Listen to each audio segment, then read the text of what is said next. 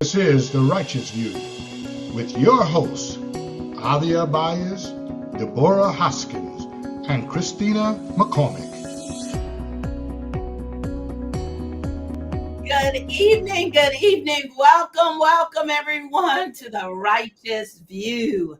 I am Avia Byers, and our weekly podcast will focus on topics regarding women of all ages. Our mission is to foster righteous, open dialogue on topics that have been taboo within our communities and within our social communities. So we want to cultivate open and healthy discussions between mothers and daughters, husbands and wives, mature women, young women. And our goal is to educate and provide factual information to these demographics concerning our biological, physiological, and spiritual existence. So, introducing my guest host. Okay, I got something special today. Christina McCormick and Deborah Hoskins.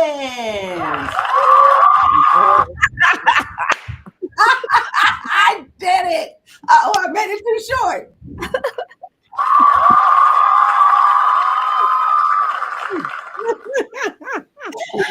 And then introducing our special guest tonight is Lami Simmons, Emmanuel Natase. I know I didn't say that right, Emmanuel. Natase and Sherrod Mickens. What's going on, everybody? How y'all doing? Good evening. Right.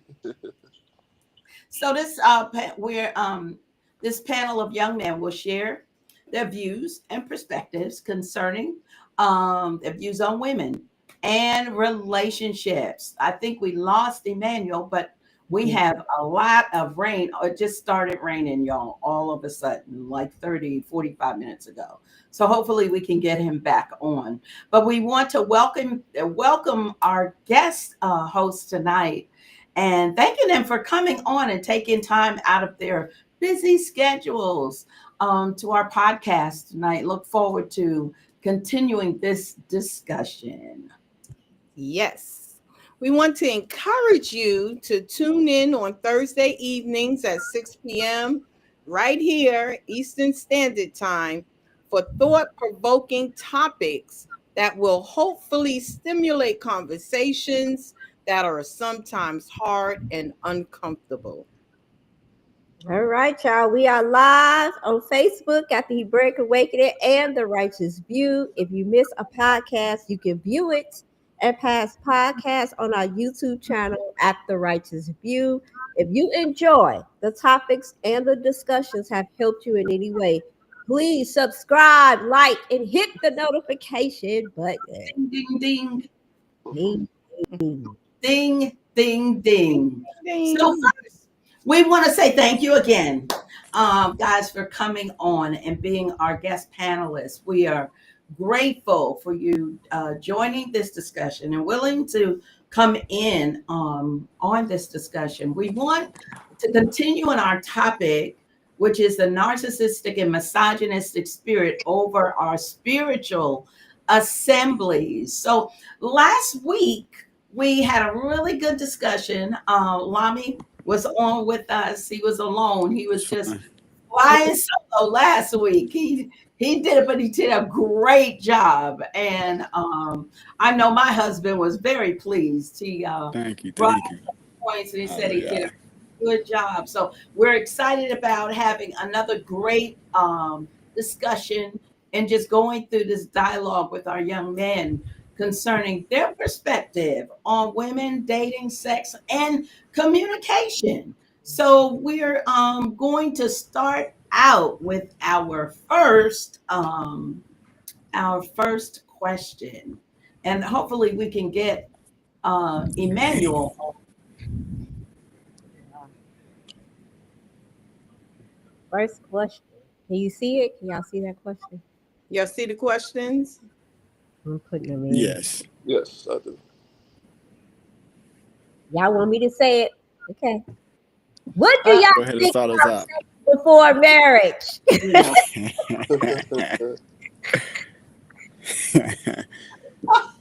So, As far as what? Whenever we say sex before marriage, like what thoughts about it? What is what like how do we view sex, you know? As men, how do we view sex? There you go. Mhm. Not the same. Everybody's definition of sex is different. Not the same. Yep. right, And Mhm. absolutely, right, hmm absolutely. Um, well, I believe, well, sex should be, you know, of course, what we know what sex is, for not just, but to procreate, mhm, mhm, mostly to, but, I believe, sex has really became more so in this day and age, more so of just grown adults having fun, more so of a recreational thing, and it's Mhm. really we really have moved away as far as from the word of Yah, as far as when it comes to sex, and and also it comes with a lot of problems, mostly spiritual, and you connecting with a lot of people, which most of these people sharing each other. There's demons involved that's coming into each other people, and then just all types Yes. of spirits that gets transferred mm, to people's souls. So Yes. as good. especially as me getting older, I understand why. As far as what Yahweh had ordained, what sex is supposed to be for, and what it's meant to be. So, Mhm. and of course, my parents always raised me right. They always taught me, right from wrong, and but once you step out here and then you start to see what the world is really for what it is outside, then you kind of start to you realizing, okay, this is why, what Yah had ordained, Mhm. what he ordained for. So, you know, I, Definitely. so as far as what sex is, it should be between them, especially a married man and wife, Mhm. and it should be, and that's the way Yah had ordained it, and that's what Yah has, and that's just my point to it. I definitely agree with you on that. And it took me learning this and actually becoming a man of Yah, Yeah, because again, without the knowledge of it and just listening to the worldly knowledge, like just exactly. test driving things, and Right. then after a Mhm. while, you keep test driving everything, you ain't gonna want to buy the car. Uh, That's so right. we just got we with sex is definitely intentional. Um, and yeah, so when you talk about that transfer of energy, that transfer of that spirit, like that's what it's that sacredness, that union, that joining of two becoming one, and you're not just supposed to be just uniting with just anybody, you know. So I definitely agree with that, and I also take it to a whole different perspective of just that cherishing your body as that temple.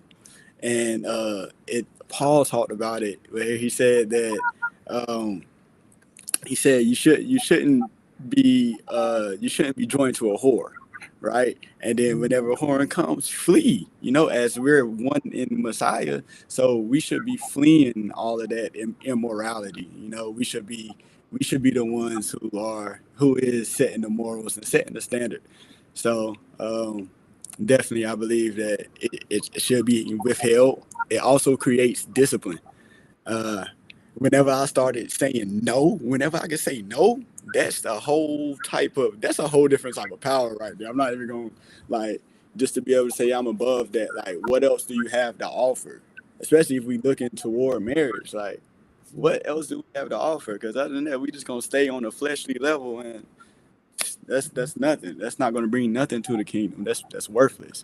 So, yeah, that's my 2 cents on it. I definitely think though it needs to be intentional, because again, I know the mindset of everybody now is okay, whatever, marriage, this, whatever. It needs to be intentional.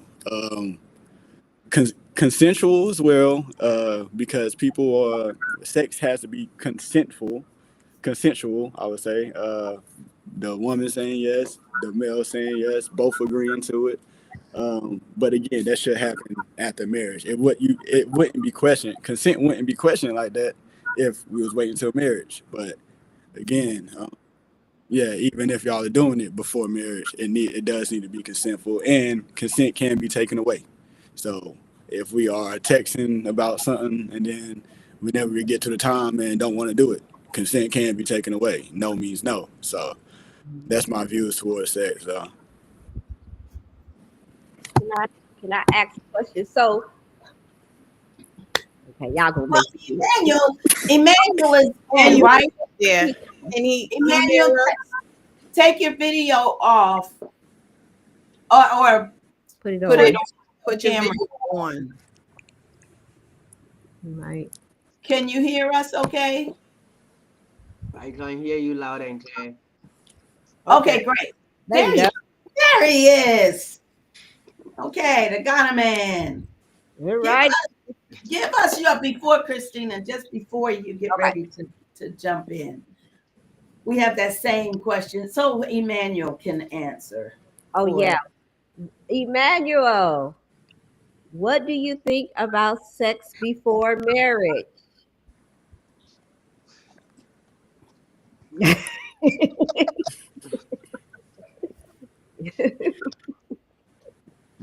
I won't judge you, Emmanuel. I won't judge you.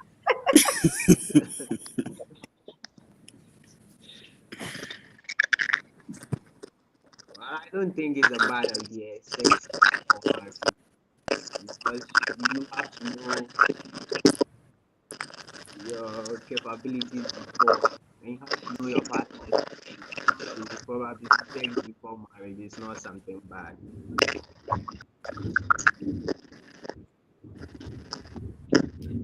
Emmanuel, you were breaking up. So can you say that again? Very terrible. I know it really. I don't know. Try to Maybe if we all maybe we're all mute. We're on mute. you put ourselves on mute and let Manuel speak himself. Not your camera, just your Just voice. your voice.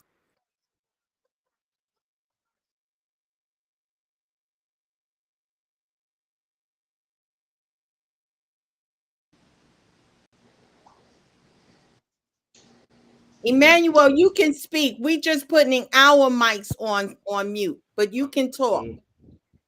Yeah, I was saying sex before marriage. I don't think it's bad idea, because you going into marriage, you have to know your capabilities before, and you have to know your partner's own too. So probably it's not something bad, but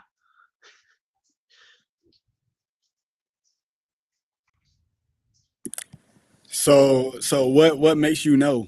What makes you know? Right. if you don't try it, you won't know. So unless you have to try it before.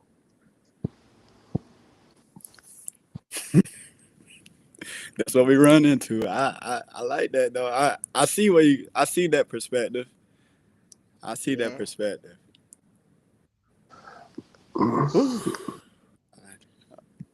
Uh-oh, y'all. Me, Can't see you. We can't see you, Rod. What you think? Okay, You heard so- Emmanuel? For Emmanuel, so let me ask the question, how would you know? Because being married, I understand that sex turns out to be maybe the percentage is a whole lot less than the really important things. Now, I'm not saying that sex is not important in a marriage. It is. And knowing your partner and what your partner, just knowing them. But it turns out to be less important than a whole lot of other things. Because what if you married the person and y'all are wonderfully compatible before you get married? And what if something happens where the person becomes unable to perform? I know couples that happened to. 3 years in, and her husband became a quadriplegic. They can still perform, but it's a whole different ball game at that point.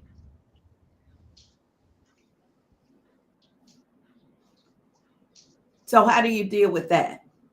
Because does that mean you can just keep like, okay, if I don't like this one, then I go to the next one, try her out. If I don't like that one, do I go to the next one? Because that's what it can turn out to be. And that's what majority what it turns out to be eventually. Sherrod, we can't see you. You can't see me? Oh, I thought you could see me. Oh, can you see me now? No. Oh man, I got the camera. Oh, let me see. We can hear you though. We can hear you. We can't hear you. Yeah. Oh, we can't hear you, Rap. Take yourself off. We can't hear you. You take your. Oh, I'm sorry. Lami and Emmanuel, Lami and Sherrod had a different view, but you were. I don't think you were on to hear what they were saying. My network was disturbing me. So how do you feel about like the sacredness of sex? Like, what do you feel happens after you have sex, or do you believe that sex is just a thing that you do? Well,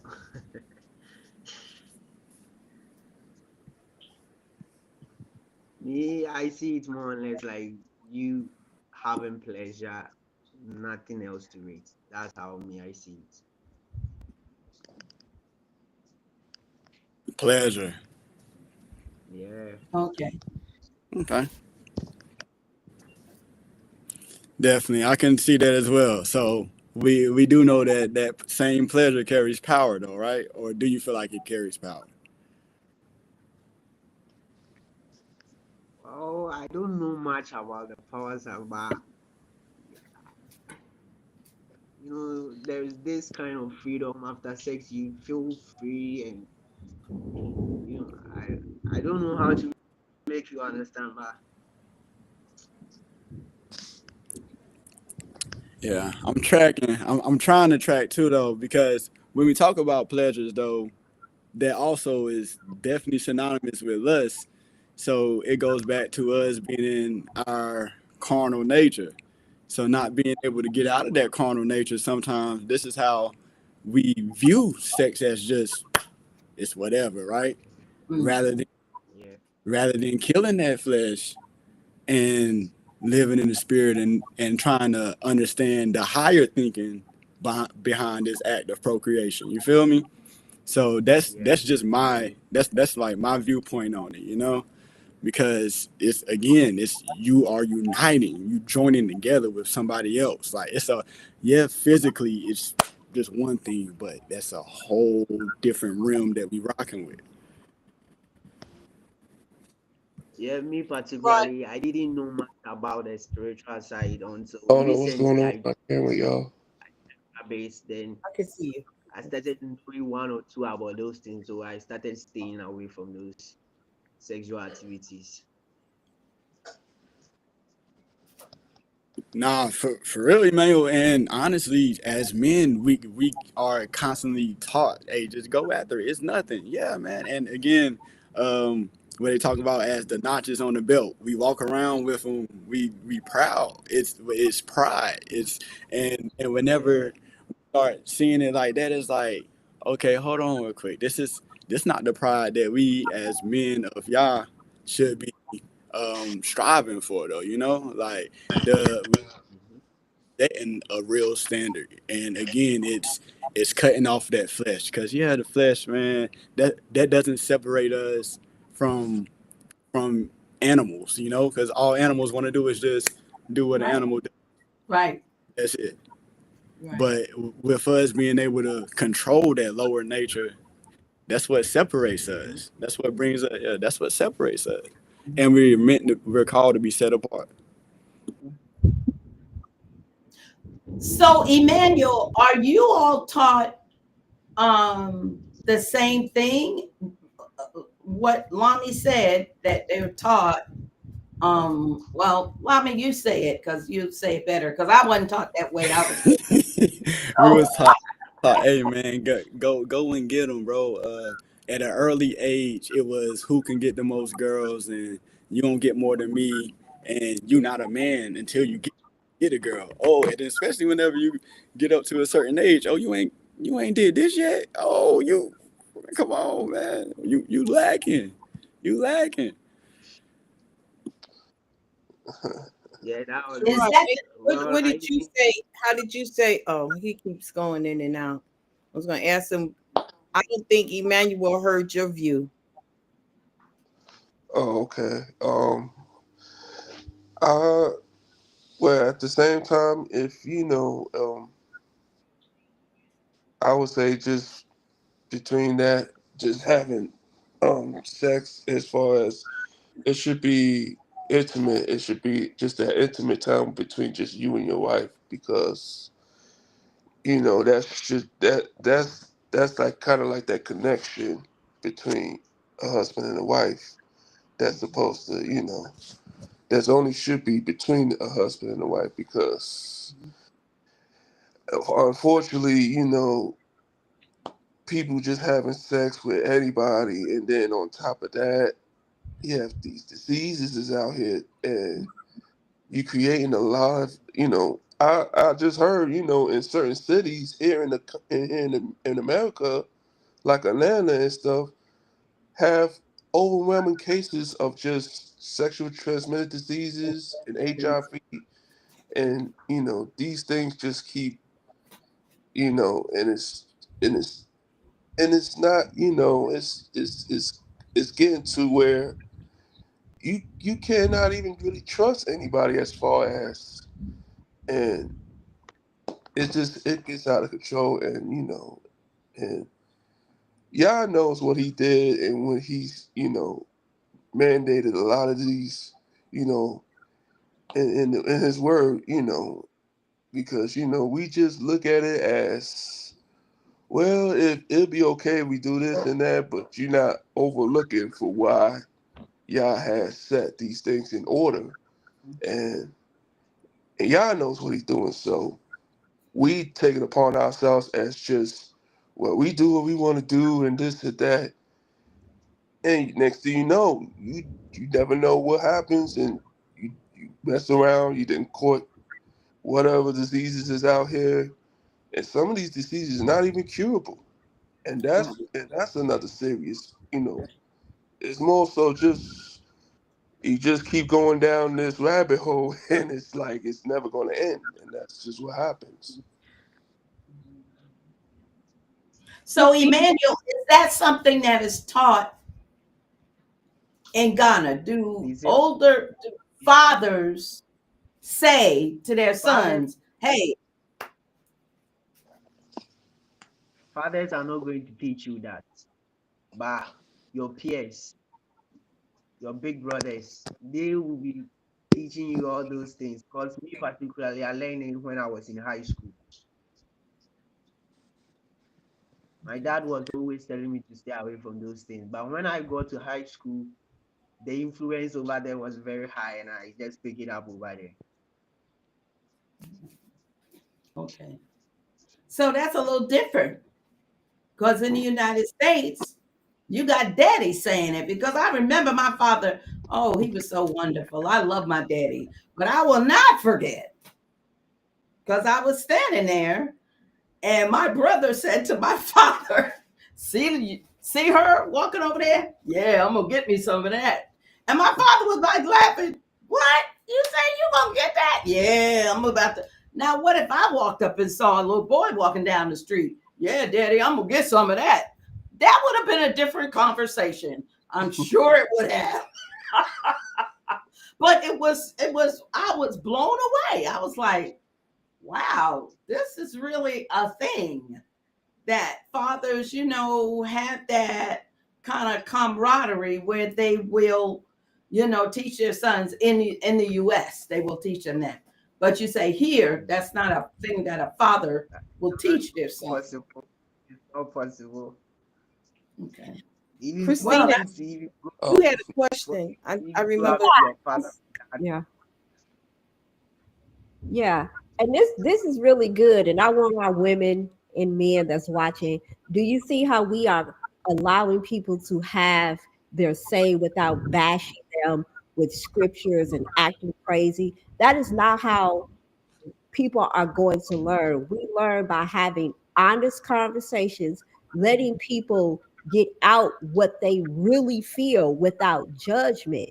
So, now I'm going to say something, but I know we probably can't get into it.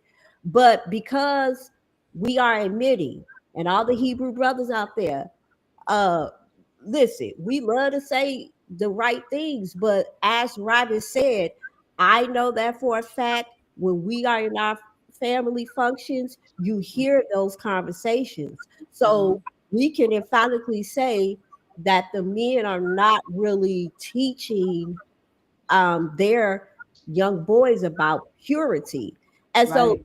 that led me to a conversation at Sukkot, I believe, that we need to teach purity instead of trying to teach that sex before marriage is wrong. Right. And is Right. there, and we all talked about this, is there Right. a Torah commandment strictly? Because fornication is not talking about Nah. sex before marriage, y'all. Y'all need to look this up in the Hebrew Right. and the Greek. Right. Adultery is not premarital sex. So, but we do know that our people practice purity before marriage. We know that. But Right. say there's a Torah commandment that, and you use fornication, that is absolutely not correct. So I'm liking the conversation because we have to have it, because there is no Torah commandment. We know that we practice purity, but there's no commandment that says you cannot have sex before marriage. Marriage. And that's so important for us to understand. And I always say, because we have a document that was written thousands of years ago in a whole nother language to a whole nother culture of people, we have to really dig and dissect it in order to understand what is being said truly.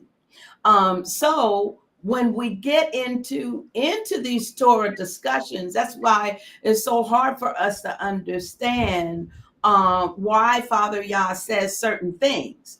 And that is a great point, because what we tend to do, even as believers, is we focus on, when we're teaching our children, for some reason, instead of focusing on the positive, what we can do, we'll focus on the negative. So it's the same thing with the Shabbat. And our assembly knows, I've said it. I said I will get up on that soapbox and I forever and say, let's stop talking about what we can't do on the Shabbat, and let's talk about what we can do. And it's the same thing with intimacy and sex.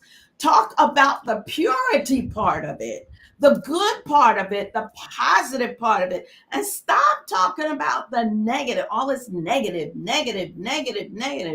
That's one command that Father Yah says, teach your children.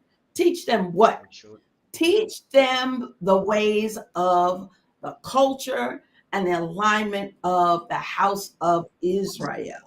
And that's something that people really don't know, but people are afraid. Well, I'm going to just say it as a parent. We just got to be smarter and use better words, because our children are not stupid. They're just young. They ain't dumb. They just young. That's just like a little kid, 5 years old, walk up to you and ask you, what is sex? They're not stupid. And if you start blurting off all this crazy stuff like, well, where babies come from, they come out of Cabbage Patch. Them kids know ain't no baby coming out no Cabbage Patch. They not stupid. They're not stupid. So we have to figure out how to tell the truth and tell it in with good words where they understand. So young men know it's not a pride thing for me to go out here and lay all of these women. That shouldn't be a good thing. That shouldn't be promoted and esteemed. But it should be that I'm proud of what I am, because I am holding myself for my wife who is special to me. And bruh, if you don't like that, you can do all of that mouthing off all you want to. But I'm going to be the one that will be STD or SD. What is it? STD. Free. I will be free of that. I won't have a problem with that. And if my wife is in the same mindset, we won't have issues with bearing children, getting pregnant, having children, raising a beautiful family. Why? Because you have held your body in a place of sanctity. I'm worth it. And some people just don't know that they're worth it. And I think that is a really big problem, the self-esteem part. I like to take note of what servant Sukkos ben Maccabee said, which is really the key point. As he wrote, he has sex is coming together to secure the oneness. Mm-hmm. And I think that if we understood, because it says twain would become one flesh. Mm-hmm. And just as it, as the young men, had been saying of the spirits interacting in different things, that coming together with oneness with multiple partners, how much oneness, you know what I'm saying? So right. Even what Christina said about the purity, which is important, is to realize it's not, and just even as saying procreation, and actually it is also, it's not just procreation, right enjoyment of a couple who is in oneness, yes, enjoying one another, because your bodies belong to each other and not multiple people. Right.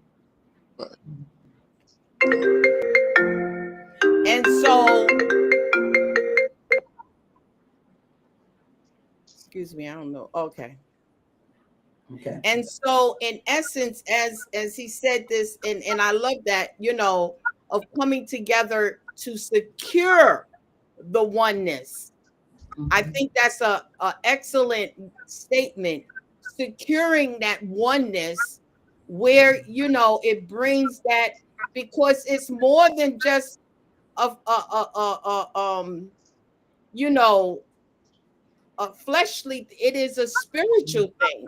It's very, it's a spiritual thing, and becoming in having that oneness, and then with just saying, "Oh, I'm just going to cry." And I'm glad somebody, one of the gentlemen said, what happens if, that doesn't fit? Like, I'm just like trying to see how it is.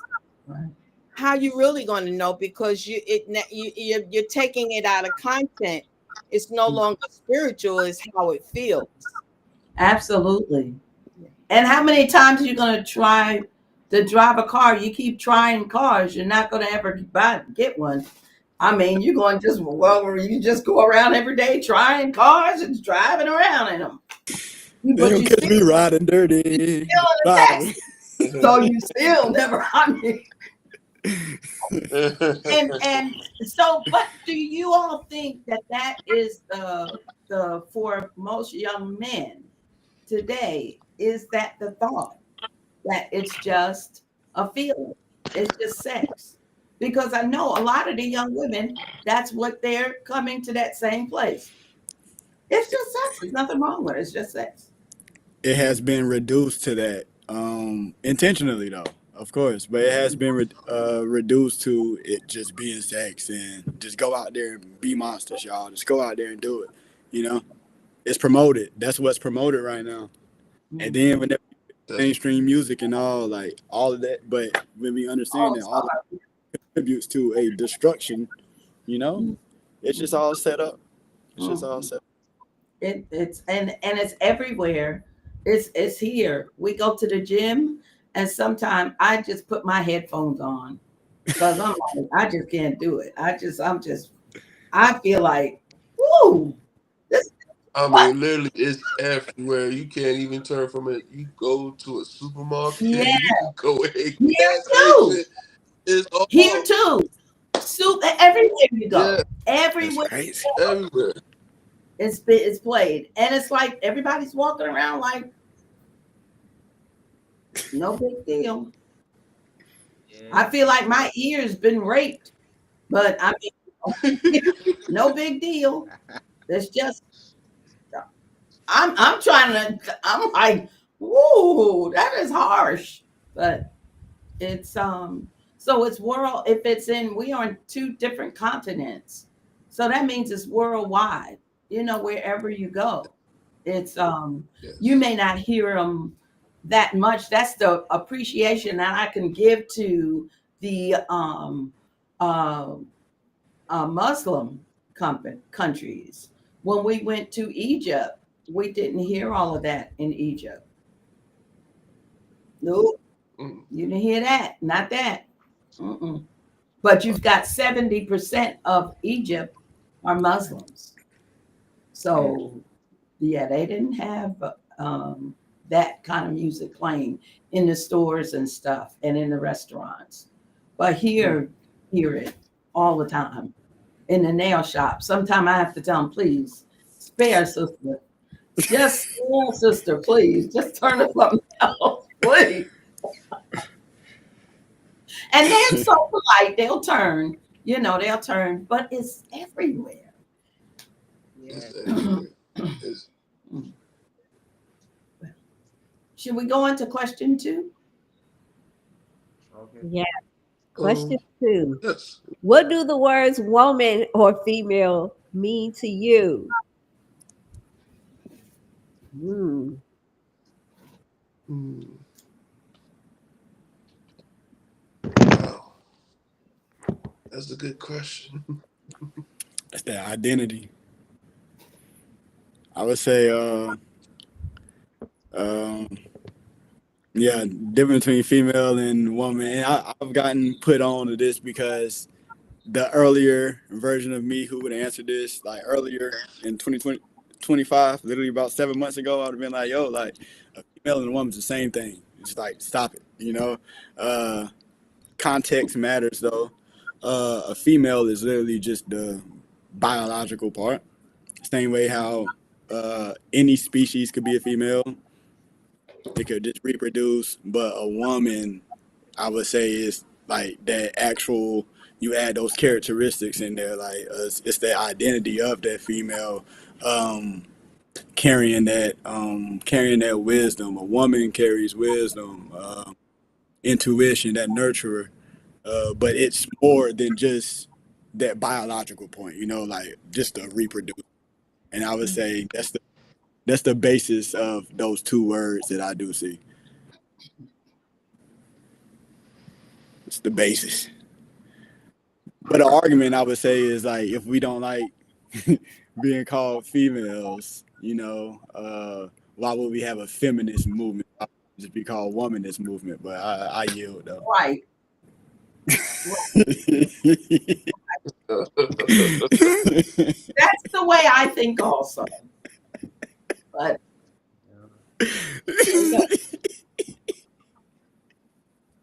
There's more to that Oh story. boy.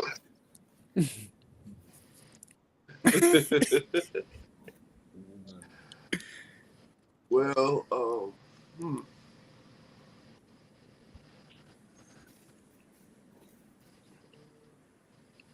well,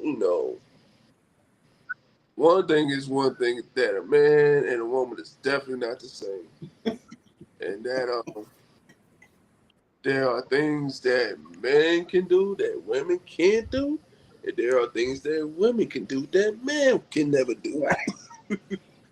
So there is a clear cut between the middle. So, and also it's and we need each other in order to, this is the way that that it was that we both need each other. It's not so much, and it's I hear so much about between man versus women, where men this and that and women this and that. More so, it's more so just it's the partnership. It's the oneness. Like my mom, like everyone was saying that it's a reason why men and women are here together, and it's supposed to be just that, as far as just keeping the family and the unity together, more so, Mm-hmm. and to create and to have just to build generations after generations, and this is just this is how I feel that this is what it's supposed to be. Do you, You I know. don't know. Did you hear the question? It says what does the word woman versus female mean to you? Oh, woman versus female mean Mhm. um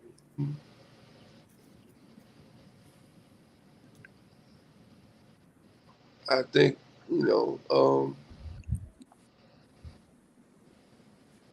it's oof. I mean, I don't really see a difference, but I mean, if whoever could chime into that. So I don't know. Okay. Emmanuel. Yeah. When you hear the word Well, I woman, think when you hear yeah, I think they are the Mm. house of power. Because to me, I think no matter how strong you are, a woman can just bring you down at any moment in time. To me, I see women as the powerhouse of this world.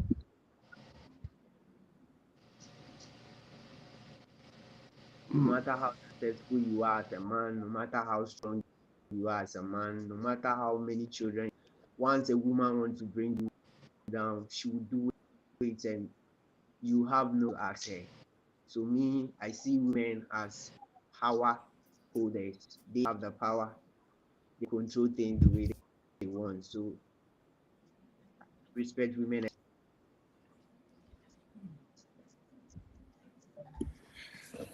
Okay. I have another side of this question as well, though. I think that can broaden this perspectives. So my next question would just be, what do the words male and man mean to y'all?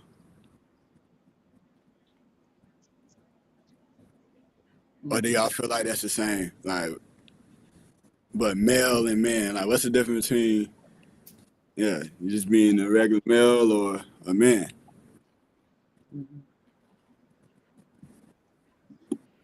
Um, I can kind of see it's a little difference between each word. Um, Oh, okay. I would say a male is. Hmm. I'm trying to think. Well, a male, you I can think have the man. The word the man is more so. It's just more have. It's a more meaning than just. It's a stronger meaning. Now, which one you're saying is a stronger meaning? The word man. A Man. Yes. Mm-hmm. And also, so in perspective, to go back to where a woman versus female, a woman is a stronger meaning for being a female. If that's the correct, put it to those terms. And Jeremiah Moshe Yasharel just said a female is a gender, a woman is character. Proverbs 31. And Right. hallelujah to that. Definitely. And even studying, so like while I've been studying manhood and masculinity, that's why my perspective really shifts because of that. Like what's the meaning of becoming a man, Because as male, even back to the last question, we were talking about sex, right? As a male, a dog is a male, a dog got two balls, they go past anything, you feel me? But as they know what to do with these two balls, we know how to act and we know how to preserve ourselves, So like, man adds that character as well. But in this equation with women and female, it would be the opposite of them having that character that growing into something in comparison to just being a female by birth, Absolutely. Yeah. Absolutely. Yeah. So That's interesting. Yeah. Emmanuel, did you want to come in on that man and male point? Yeah, that's it. Male is more or less like you having the male organs, but there is nothing more to it. By you being a man, you take decisions, you take responsibilities. That shows that you are a man, not just a male. That's a great point. That is a really great point. It really is. And I always think about, just quickly before we go to 3, when Father Yah created humans, or when he created the living beings that was going to walk on the earth, he created them all on the same day, male and female, beast, all mammals were created on the same day. So that's why you have men that will sometimes act as beasts and beasts that will sometimes act as men. And when I say man, I'm saying Adam, male and female. You will. That's why you have chimpanzees, apes that'll sit around and learn sign language and talk to you. Will tell you, I want a glass of water. And, a chimpanzee. So sometimes they act, beasts act like men, and sometimes men act like beasts, all created on the same day. But there's got to be that separation. And this is what people are getting their lines mixed up, because now, in so many ways, especially with that intimacy factor, we are looking a lot like beasts. Right. Yeah. because that difference between man and beast was that ability of the mind, knowing how to use it. Right. So Yeah. Absolutely. Well, there's one statement on here. Crystal Ferguson, a female is just a female at birth, but once she becomes a woman, she has the capabilities to produce a child. So that's a good statement. That's a statement.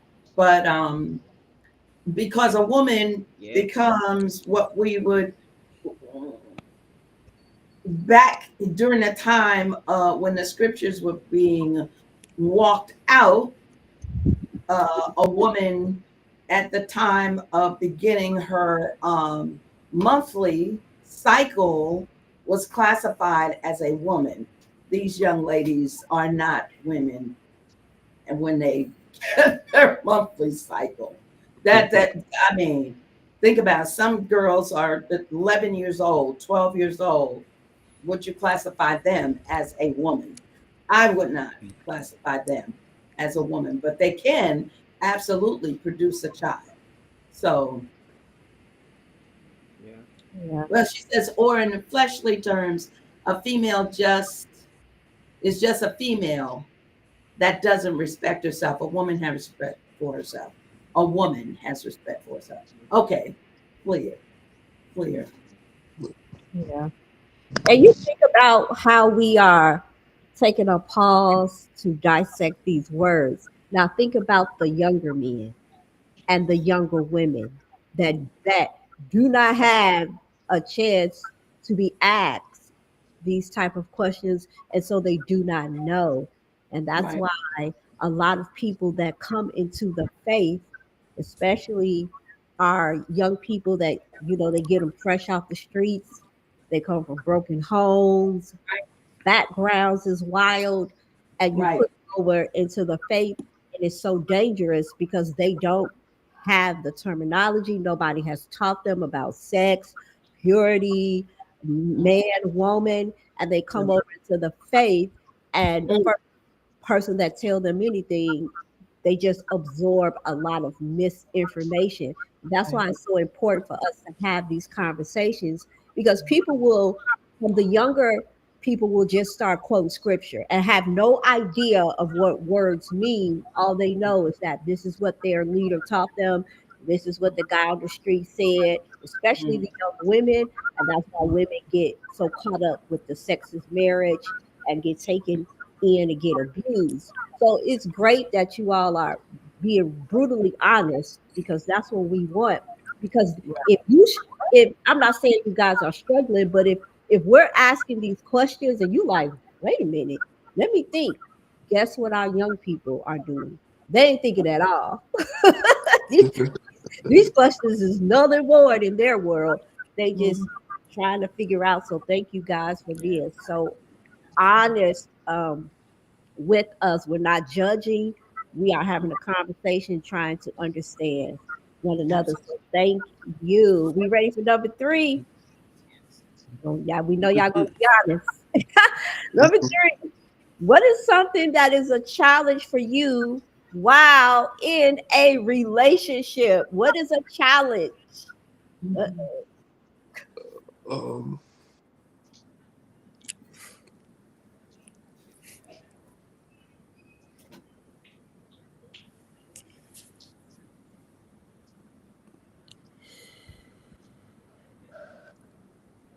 Now y'all know we talk too much. I am surprised you ain't saying women Who count. wants to go first? I'm pointing at my mouth. Look, I'm over here pointing at my mouth.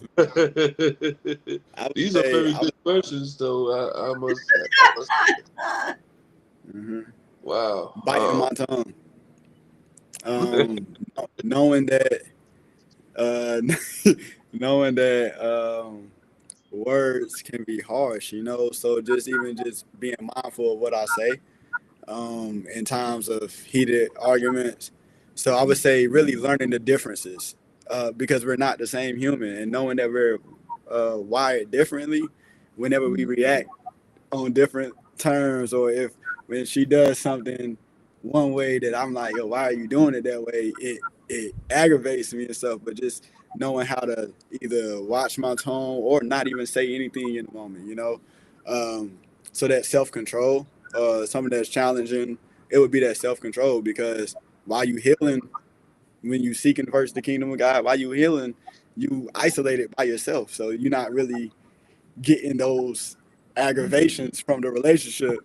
So you think you healed, then next thing you know, it's a whole nother, and just that shining the light on places where you're weak at, knowing how to be humble enough and to, just give in. So it really goes back to like me. It goes back to self. I would say most challenging stuff is dealing with self, but also learning the differences because we're not the same. So I would say those two right there. Dealing with myself, that self-control, and then learning our differences and learning how to move forward with those differences rather than letting them be hindrances to us. Whew. Ooh, Ooh. Ooh, yeah. It's yeah, I have to agree. I would say more so just trying to have that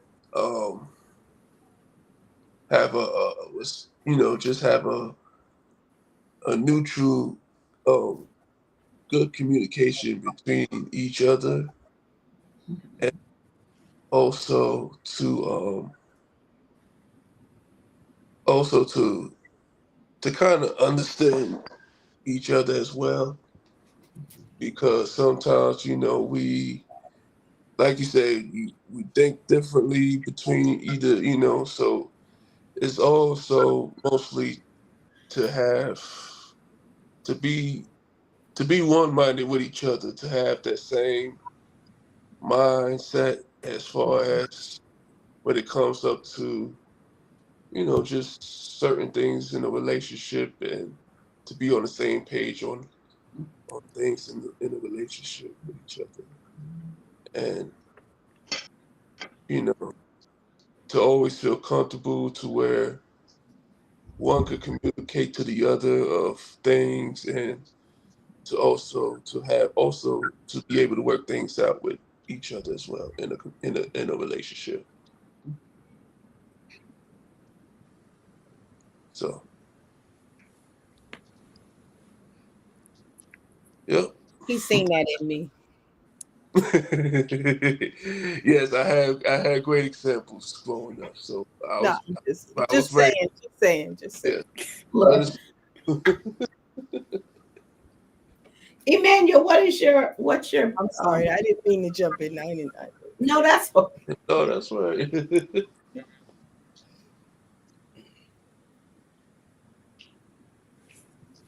To me, if you don't like taking correction, don't like uh, taking your responsibilities, I consider you being a childish in a, because when you have responsibilities, you have to take them upon your, go through it, and you don't have to always be there for someone to let you know that this is your responsibility. You have to know. So if you are not seeing your responsibilities and you taking them upon yourself, then I don't think you are matured enough to be in a relationship. Mm. Wow. Good point. Good point. Point. Very good point. Yeah. As a saying, to thine own self be true. So you should know whether you are capable of being in a relationship. Yeah, You know, relationship. that's good. Yeah. Well, So relationship, the it challenge, comes with a lot of responsibility. okay. So do you take that as that's a challenge, Emmanuel, that you're saying if you meet a young lady and you begin to talk, blah, blah, blah, and the challenge is more so on your side, as in taking responsibility as the man, or is the challenge just within the relationship altogether, with both taking responsibility? In a relationship, men, we have a role to play. As the same, the female also have the role to play. So if I'm playing my role or taking on my responsibilities and you fail to take on yours, then I see that you are not matured enough to be in a relationship.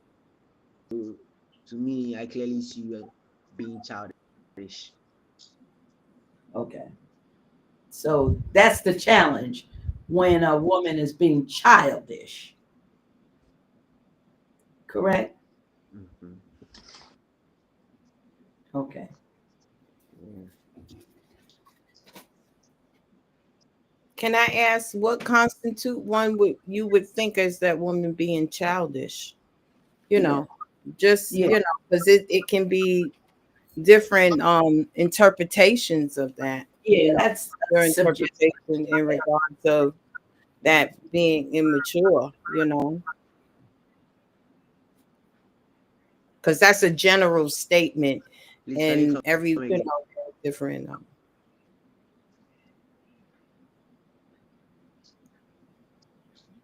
I guess, Emmanuel, could you give us an example of a woman being childish in the relationship?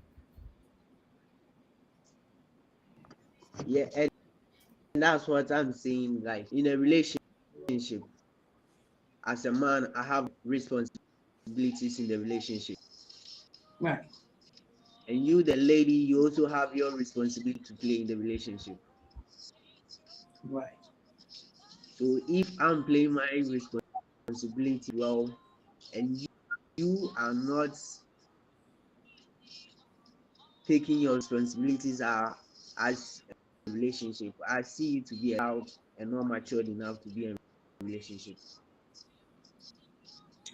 Okay, I guess what we're asking, what would be an example of a young lady being childish?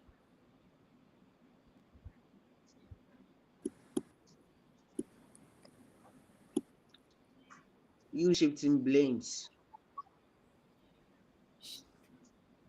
Shifting blame? Yeah, Okay. you do something that you know that you did is wrong, but you are trying ways and means to shift the blame to the other person. Whilst you, Mhm. you something wrong, you should be much stand and take correction, but you rather prefer shifting Okay. blames to someone else as you are person. Okay. Okay. Now, with So the other gentlemen, can they their view on that? I would like to hear. I can second that lack of accountability that is running rampant. Yeah. That has ran rampant to where it's just like whenever you correct them, they feel like it's either you hating or yeah, Or you they don't know. feel like they're being attacked in some kind of Boom. way. Hmm.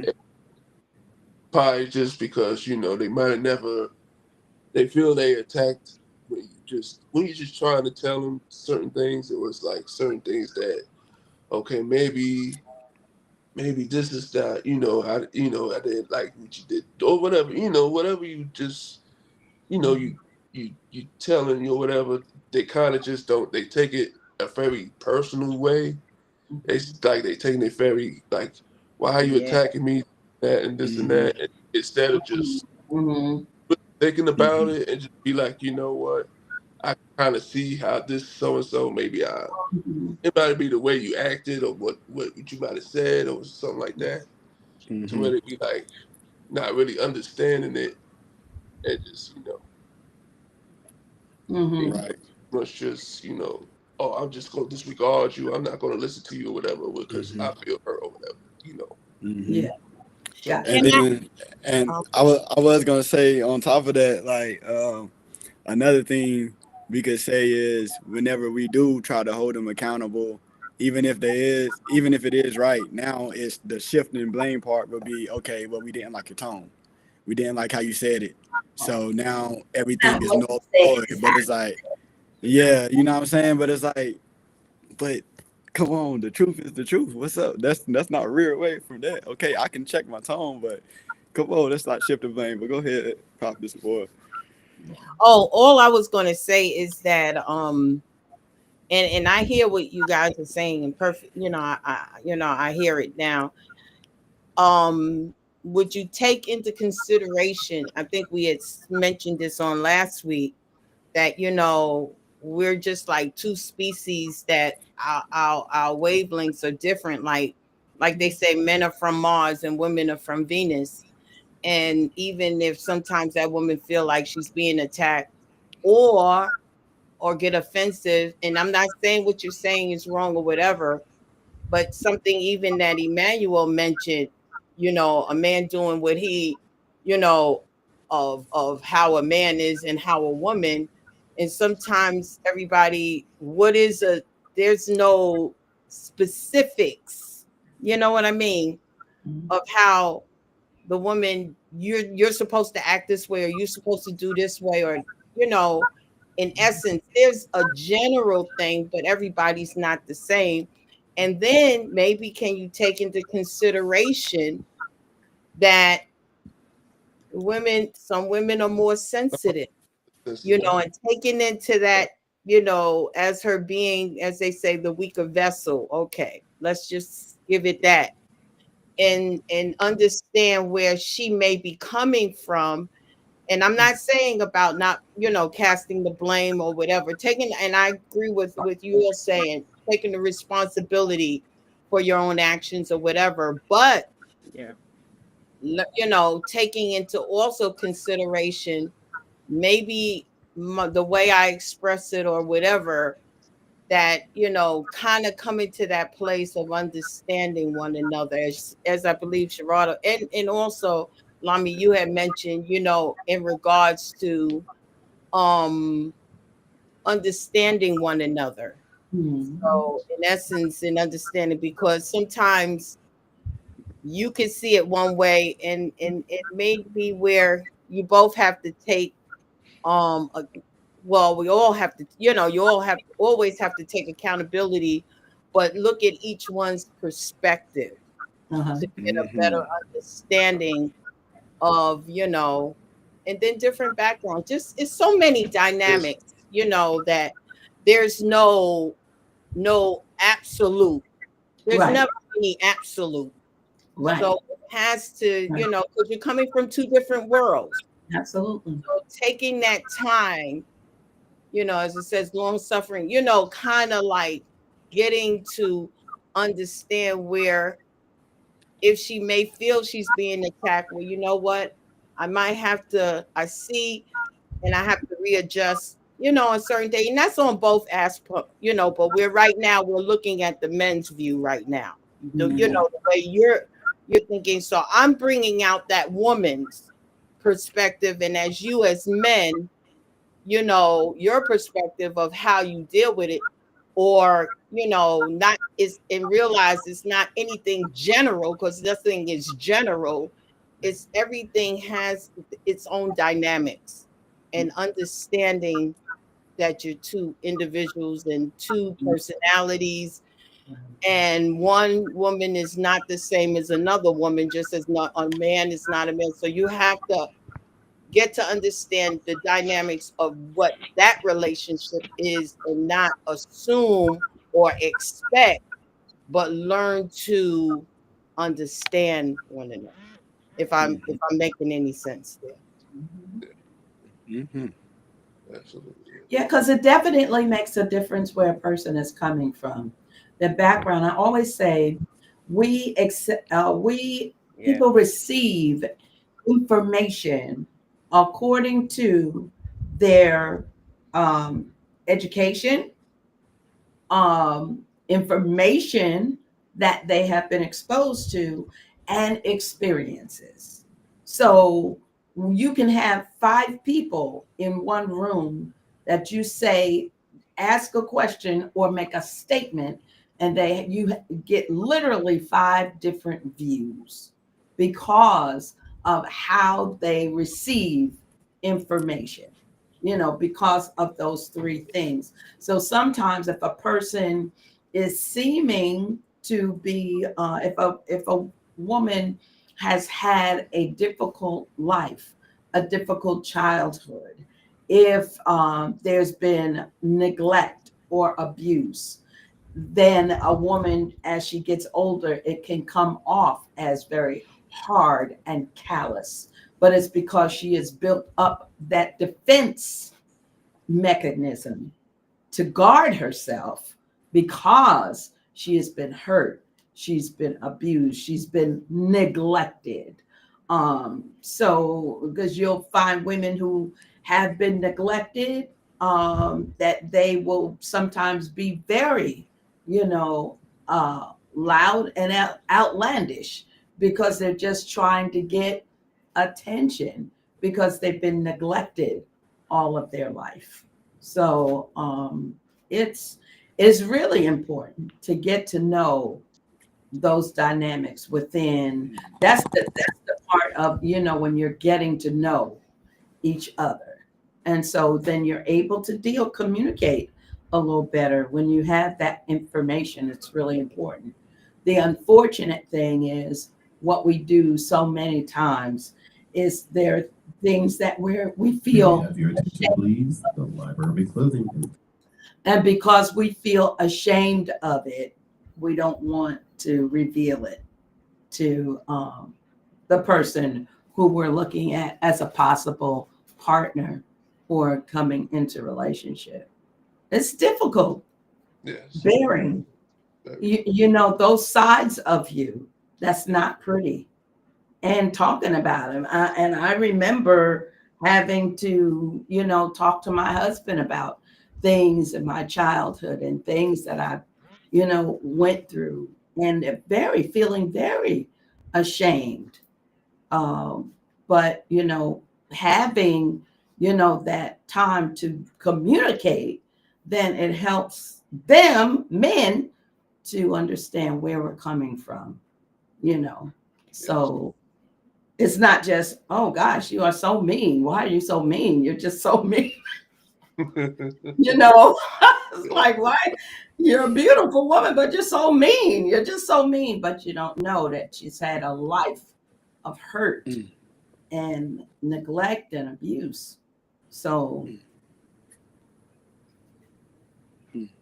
those are great statements, guys. Really good. Yes, yes. And with us women, because I'm one of those sensitive women when it comes to relationship. And anybody that has met my husband, he is very direct.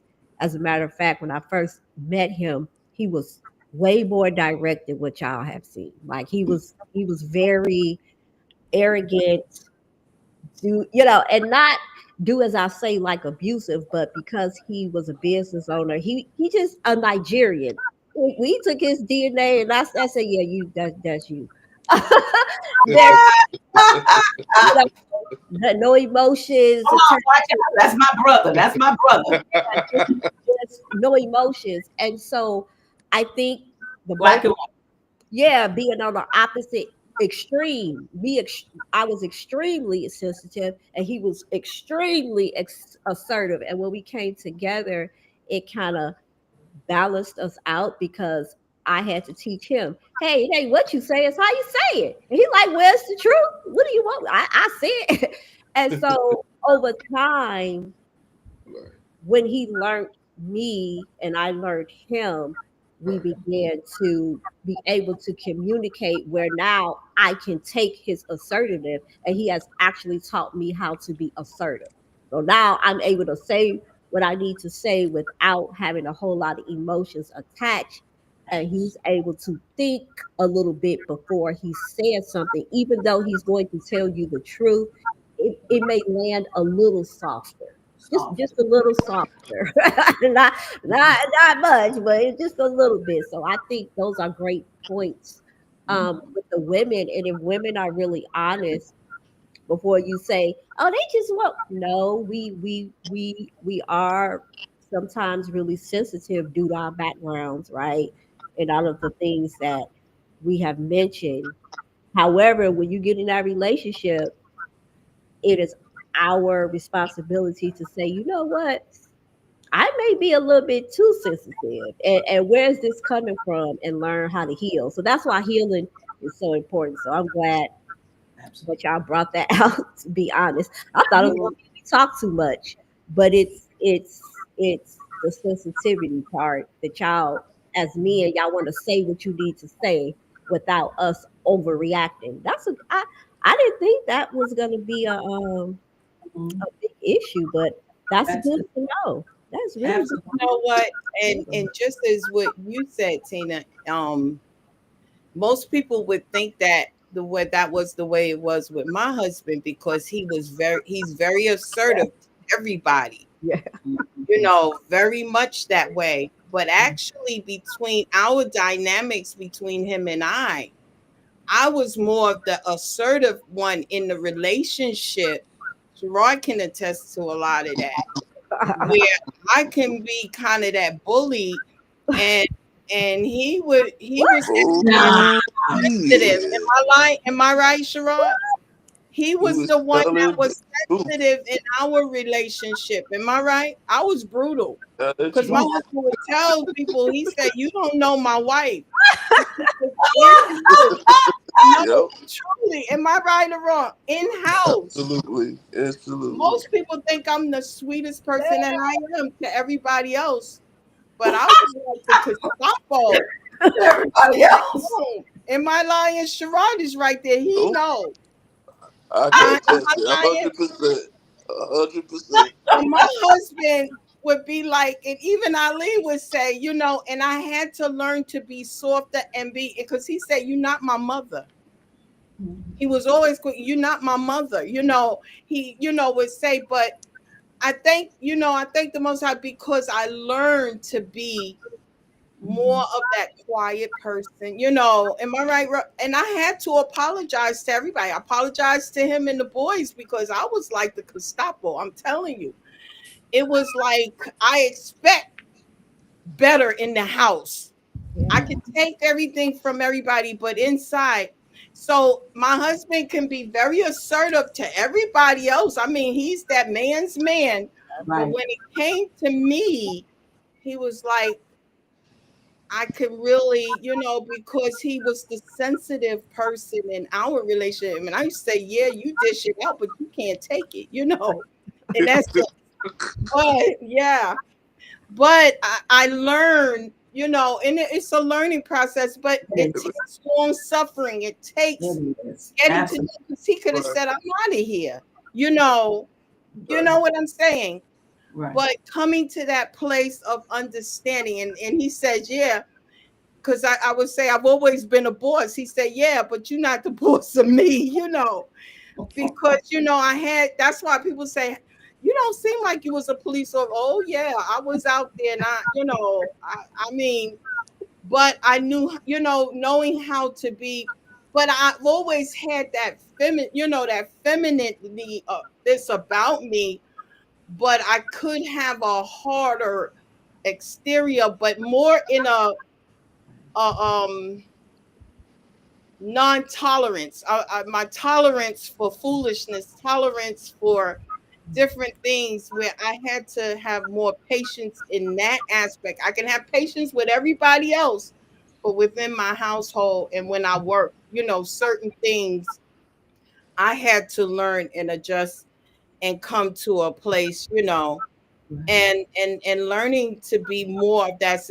But it was a growing process. But my husband took that time with me, as well as I took time with him. And that's why he would listen when I said, "Hun," because I like when he go, because I was that person when he go to talk, because he gonna speak his mind. Even he'll speak his mind to me, Yes. and he'll say what's on his mind. But if I came off away, it was like anybody else, he can take it, but he couldn't take it from me. You know what I mean? He was sensitive when it came to me. Right. Yeah. Right. Yeah. All right, y'all. What up? I done played many times as a mediator between my mother and father. Uh-oh. Uh-oh. I can see little Sherrod. Now, Mom. I would say some things, and then I would hear Dad. Dad would say some things, and it's like, okay, I could kind of understand it. Then, you know what I'm saying? I tried to like, Let me help y'all out. Now, one thing I can say about Sherrod, he don't pick sides. He picks the side that's right. That's and right. it's always been him, even from That's a child. And even as he's grown, he's like that confidant that people can go to, and you don't have to worry about him. And he's not a person that takes sides. he goes with what's right. I Right. said, I don't know what child. I'm telling you, he's always been very mature from a child. He has just always been that way. Yeah. Well, I'm gonna tell you, Calvin and Lori did not get in the middle of our.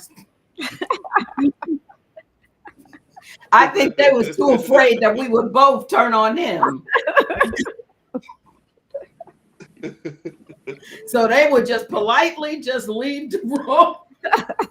Okay, let them settle their Right. okay, we good? Y'all good? Okay. Woo. It's so important in that relationship, in that dynamic, to just know. And I think that's the important thing, knowing your partner, knowing the person who you're coming into relationship with. Mhm. And sometimes when people come together too fast, you really don't know. You don't get the time to do that. And sometimes you need it. You do. Mhm. So we want to go on to question number 4. Uh-oh. Emmanuel back. Yeah, he didn't back. I've been watching. He not back yet. Oh, wait. You just spoke about. Hold on. Okay. There he is. Perfect timing. Okay. Oh, Submission. there What you does that mean to you? Submission. Let me turn my mic off for this one. This is a big one. And we want y'all to be absolutely honest. What is submission to you? I'm I want turning to my give mic the floor off. first to Emmanuel. I let Emmanuel start this one out. I remember a couple of questions ago he talked about power and manhood. So I just want to see what would you start it out with, Emmanuel, brother Emmanuel? What's submission to you?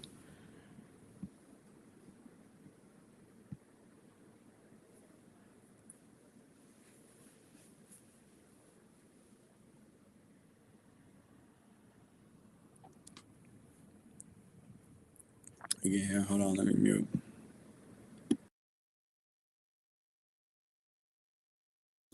I think he might be frozen. Up. I knew it. He was going. Well, he'll come back on. Okay. Well, submission. I mean, I don't have no outlandish view on submission. I just break the word down. Sub means below, beneath, and then the mission. So we're both. I believe that we're both supposed to be submitted to a equal mission. But the problem comes in where we are not on the same mission. You know, and that's where dominance comes in because you're trying to force somebody to do something that they don't want to do because y'all not on the same purpose. Y'all on different paths, but y'all trying to force things. But when you submit to each other, we both got the same mission. So I could submit to you, you submit to me, and that goes with putting them first. It goes with uh, let's see, it just goes with thinking about them before your moves, before your actions. But definitely submission is just submitting to the goal. What's going to get us to the goal? And then the next question would be, okay, well, what's our goal? So whenever women, like, again, whenever we talk about dating versus courtship, that courtship, your goal is intentionally getting toward marriage. So we're gonna do whatever it takes for both of us to get to this finish line in Yah's will, not our will, but Yah's will.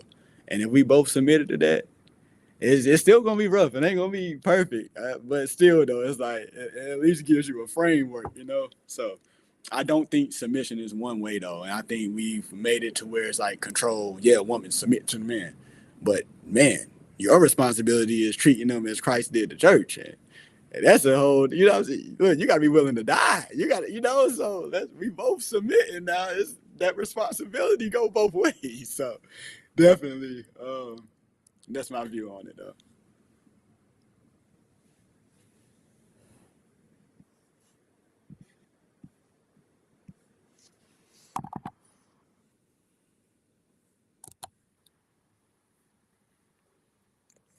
Gerard, I think you're muted. May we have your attention, please? The library will be closed. No. Are you unmuted?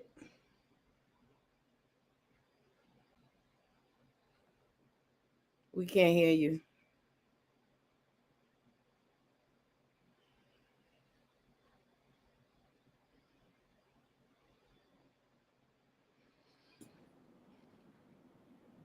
That's crazy because we see you perfect. Right. But we can't hear anything. Maybe you have to go out and come back in. Yeah, maybe so. You might have to go out and come back in.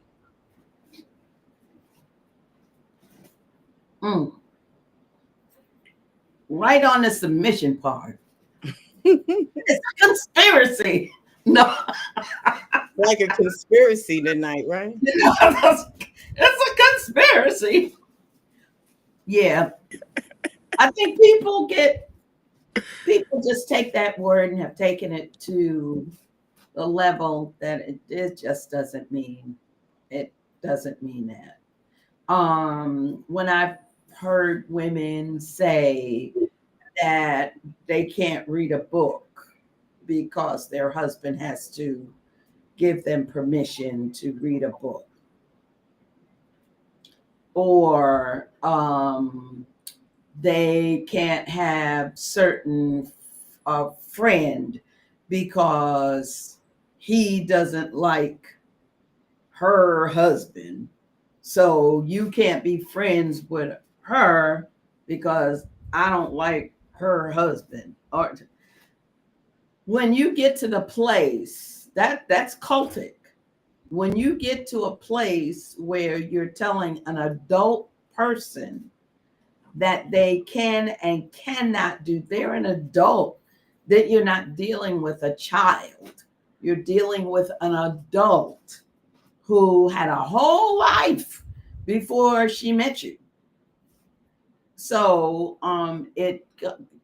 that word submission, when we hear our brethren use it, and they use it most times, it's unfortunate, but right now they're using it when they're wanting to get a second wife or a third wife within, the Hebrew community. So we hear that a lot around that topic.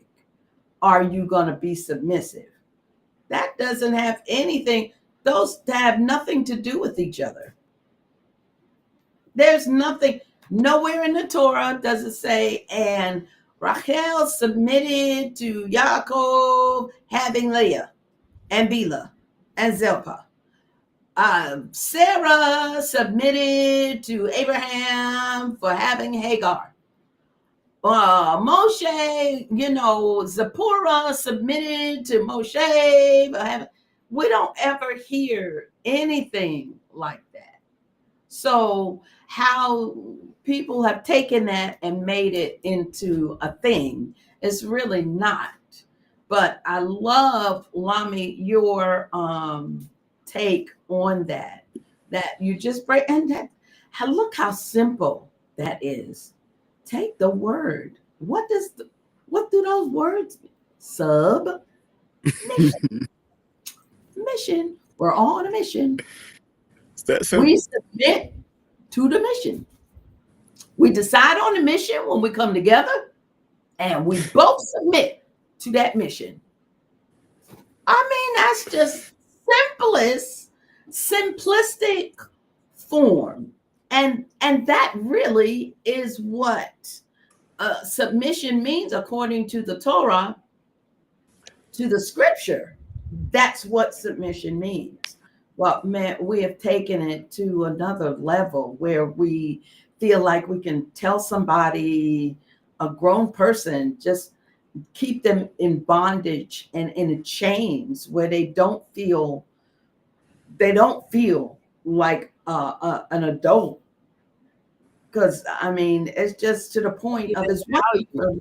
Yeah. My husband to say, honey, something is going on outside. Don't leave yet to go get your nails done because something is going on outside.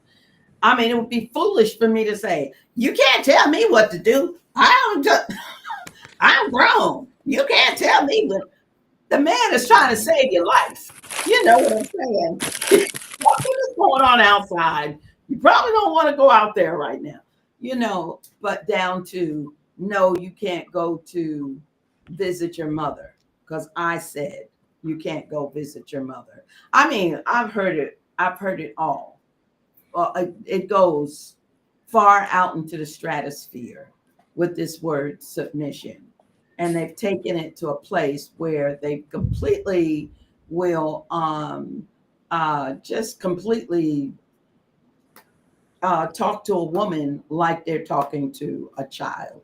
Mm-hmm. So, okay, Sharon is back. Submission. Oh yeah, that's why we was talking about the word submission. Um, well, I believe, well, first and foremost, I would say true submission comes from the Father Yahweh, from the Father Yahuwah. And if we learn to submit to Yahuwah, then submission, then we should be able um to submit to whoever we in a relationship to. Also should be a two-way street, as far as, especially if you the man, and that's a take it, can it, as far as just being the man in the relationship, and also a woman in the relationship, it should be, I would say it's a two-way street when it comes to submission. Mm-hmm. And when you have that, that submission between each other, that and that's how you would thrive in your relationship as well. And basically, both of y'all be equally, it'd be equally yoked, between each other as well. So that's what I take from it. There you go. That's good. Good. I hate Emmanuel's not on. No. I know he haven't got back yet. He hasn't gotten.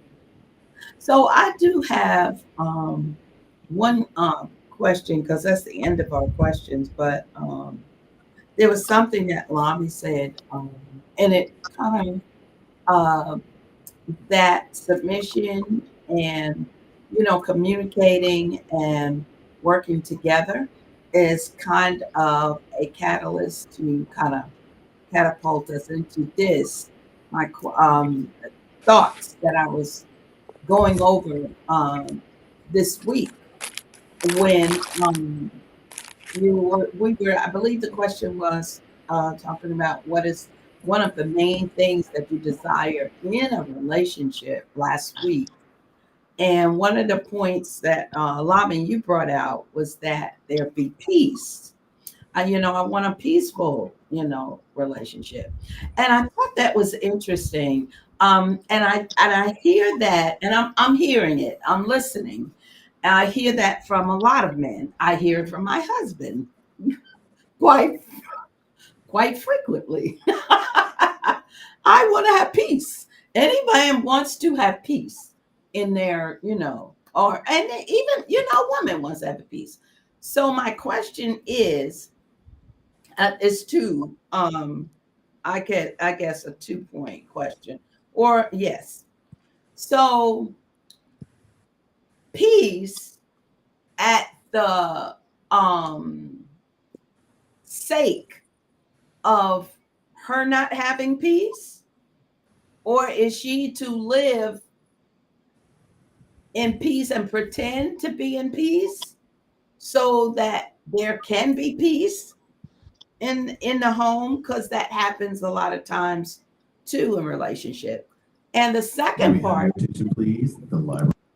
Because men run the world, there's no peace in the world. But men want to have peace at home. So that's kind of like an oxymoron. You want peace at home, but you're the ones who run the world where there is no peace. So I'm just throwing that out there. It's a sidebar.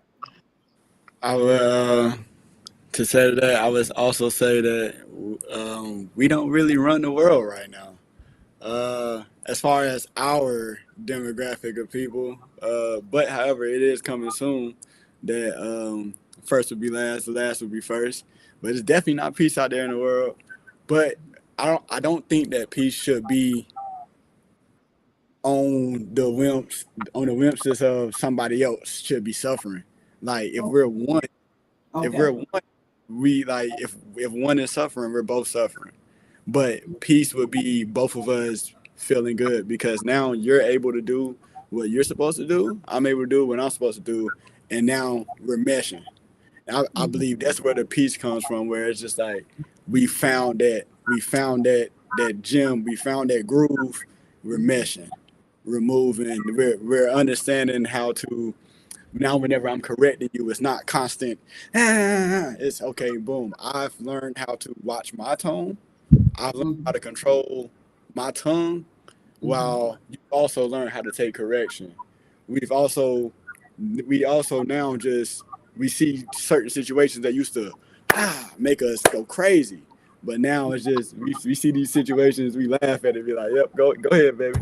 You know what I mean? And I feel like that's that piece where it's just like we're united and we're doing what we are wanting to do and aspiring to do, both of us. mhm.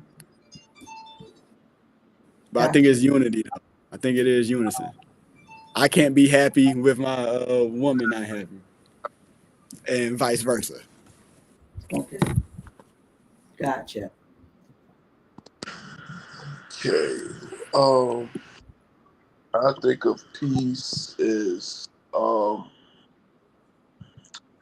I would say that having peace is important because you know we daily is outside, we in the world, and between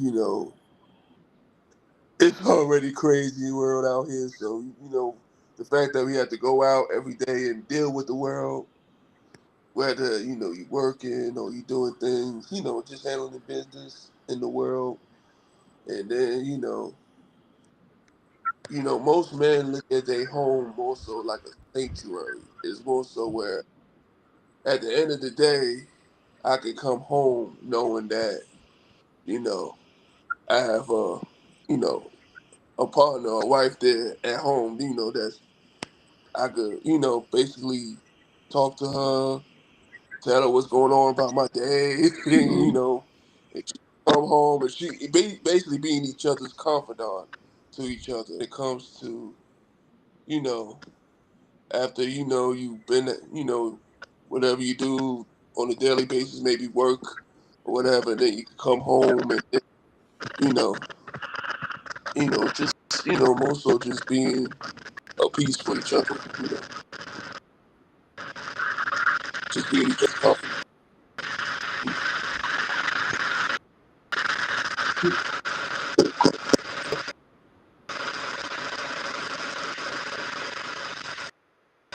Oh, that might be your phone. Yeah. Yeah, that's not mine. I just muted mine.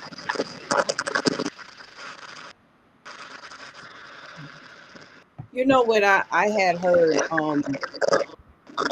let's say to my it was in a woman's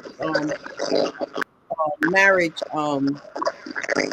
well not a seminar but Can you mute Rob? Gerard, mute yourself. Gerard, mute yourself. Mute yourself because apparently it stopped. It stopped. But Yeah, it's up. yeah, it stopped. But I just wanted to say something that I thought it spoke value. Um it was um it was Deborah Yah and her husband that had mentioned this and I thought it spoke volumes. And in essence, he had said that and it could be on both parts, but for the most part, as the man, saying that, always when you out there, you have your armor on. You know what I mean? And having that wife, and something, and what Sherrod was saying, that when he comes home, he feels like he can take his armor off because you become that peace. You know what I mean? And I thought it spoke volumes, and in that aspect, I would truly say, because he's our he's the covering, and he's the protector in so many areas, that he shouldn't have to come in the home to still have to wear his armor. It should be where he can take it off and know that not only you being Isha being his peace, he feels that he can feel that, you know what I mean, that safety net, and that you should feel that way with each other. Right. So in essence, I would say that peace, that place of feeling like you can be vulnerable, you can release everything, because when you're out in the elements, everything, you have an armor, but when he comes, he feels he can take it off and be in that peace in you. So, and I like, because you when you said that should go both ways, because I don't think that a person wants to have not peace, because nagging to a person can be very subjective. I think a person may think, just when you bring a point out or you disagree, and they say, that's nagging, but you're just bringing a point, or you disagree with whatever the discussion is. So I think it's also, I just think that that is just so subjective, because people are so different. Where, just even like me and my husband, where I will be very, confrontational, and he's very non-confrontational. So if we're discussing, and I remember saying, honey, we're discussing. This is not an argument. We are just talking about it. Let's just talk about it.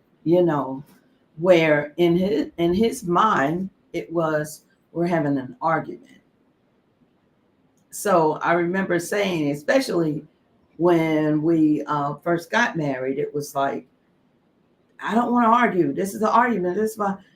No, we're just discussing. We have to be able to talk about things.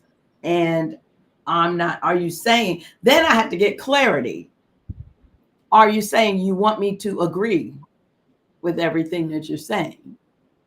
Because I don't know that that's ever going to happen, that I'm going to agree with everything that you say, or that you're going to agree with everything that I say, because we are two different people. So I think sometimes that whole thought of what peace at what price, for the other person, because then you can have the other person get up one day and say, I want a divorce because, you're at peace, and they're sitting around the other one saying, oh, I don't know what happened. I mean, I thought we were doing good. Yeah, you were doing good, because I was agreeing with everything that you wanted to do, but none of it did I want to do, and you didn't care. So that's why I asked that question. Should there be peace at the price of someone else's, non-peace? They're not at peace, but you're at peace. Yeah. Oh, Lami is backstage. No, I don't see him. You don't see him? Him. Did he come in on the right one? He can't come in on the other one. The last. Oh. Make sure he come in on the right one. Yeah, he has to come in on the. on the right one because I would see them.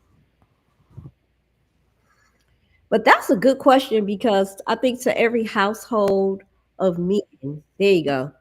I see them now. To every household of men, that say they want peace, like they have to define what that is, right? Because some men, for instance, come home and they don't want you to talk, they don't want you to do nothing, give them something to eat, let them go sit down, kick their feet up, and watch TV. To them, that's That's peace. peace. Uh, However, like with me and my husband, he's still on the road, so my husband will be gone and come back on the weekends, or he'll be gone a week or two. Do you really think that after being gone for 2 weeks that I am just not I'm not going to talk to you? But with that being said, you do kind of give space for people to like decompress when they get off work because I Right. like Right. stuff. Yeah. Don't come at me with 50,000 problems. So I do understand that aspect. But what is peace? Because is it just the women nagging? And when you come home, they want to talk about something that happened last night, and you don't want to talk about it. You just want peace.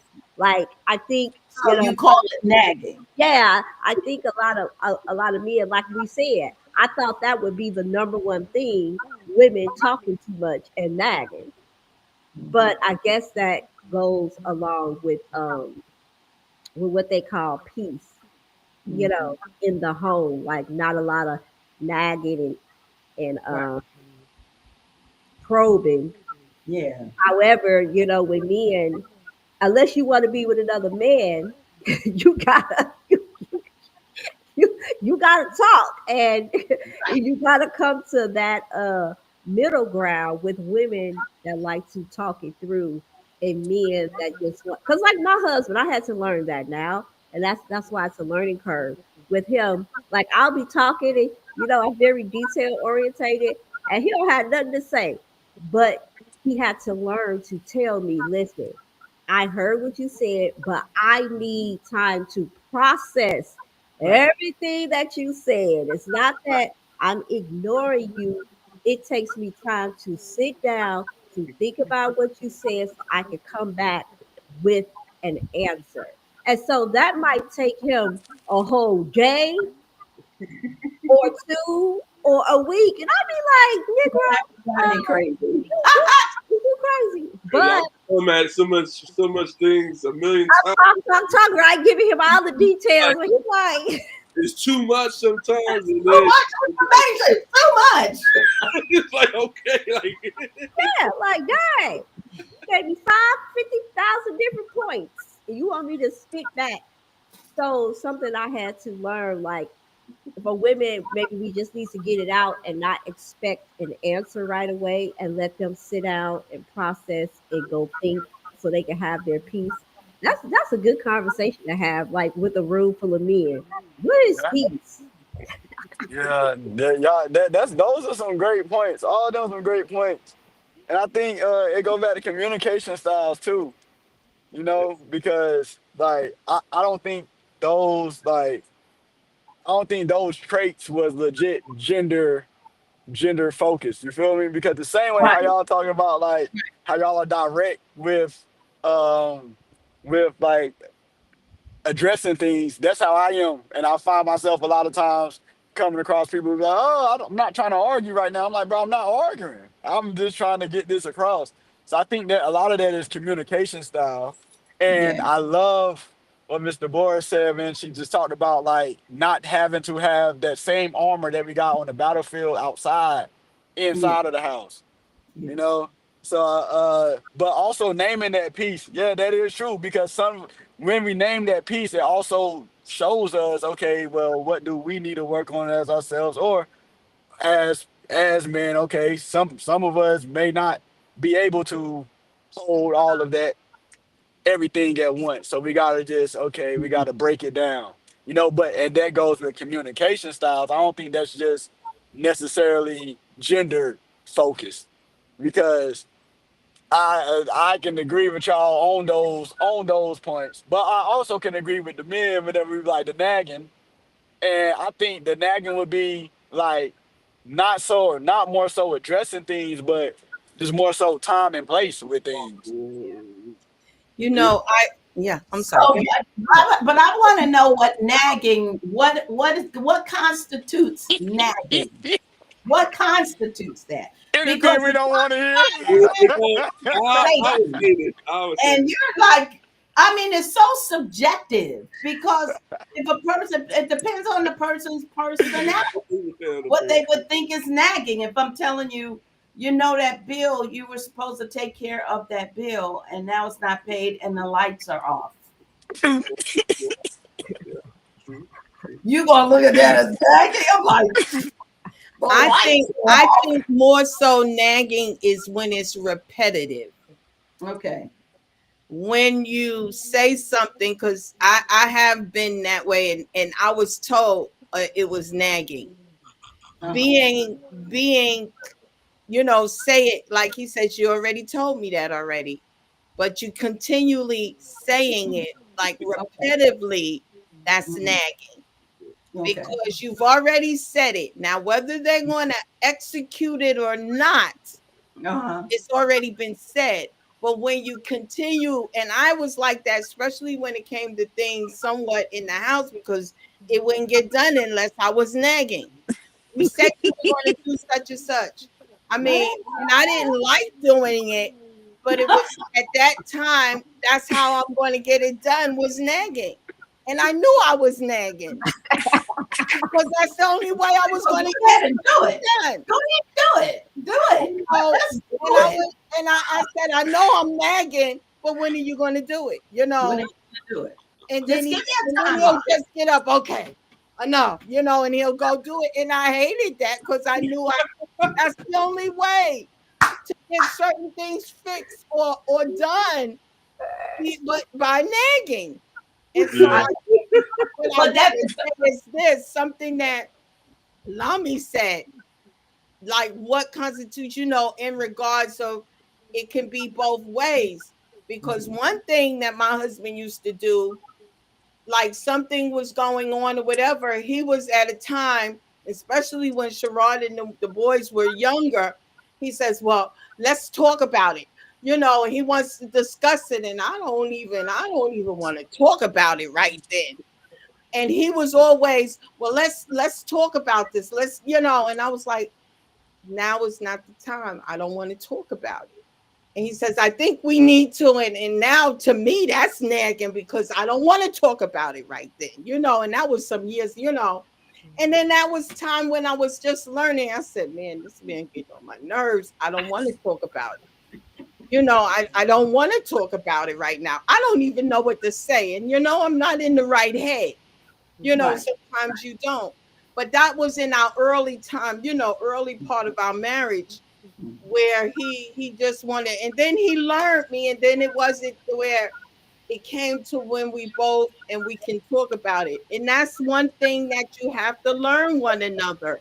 Right. That certain things are going to be nagging, or certain things are going to be where the other one don't like, but you know, this is the time you get together. So you disagree to come to agree, but it's all in the process of learning one another, because that used to drive me crazy. At that time, you want to talk about it. I don't want to talk about it. I'm not. And see, we were just the opposite. I would be, let's talk about it. Yeah, I No. believe you were. Right now. We need to have a discussion. And he's like walking away. And I am following him saying, oh, we're going to talk about this. Just, honey, just let it go. We're going to talk about it, but not now. Just not now. But there does, you know, you truly, there is wisdom in having that time to just have peace.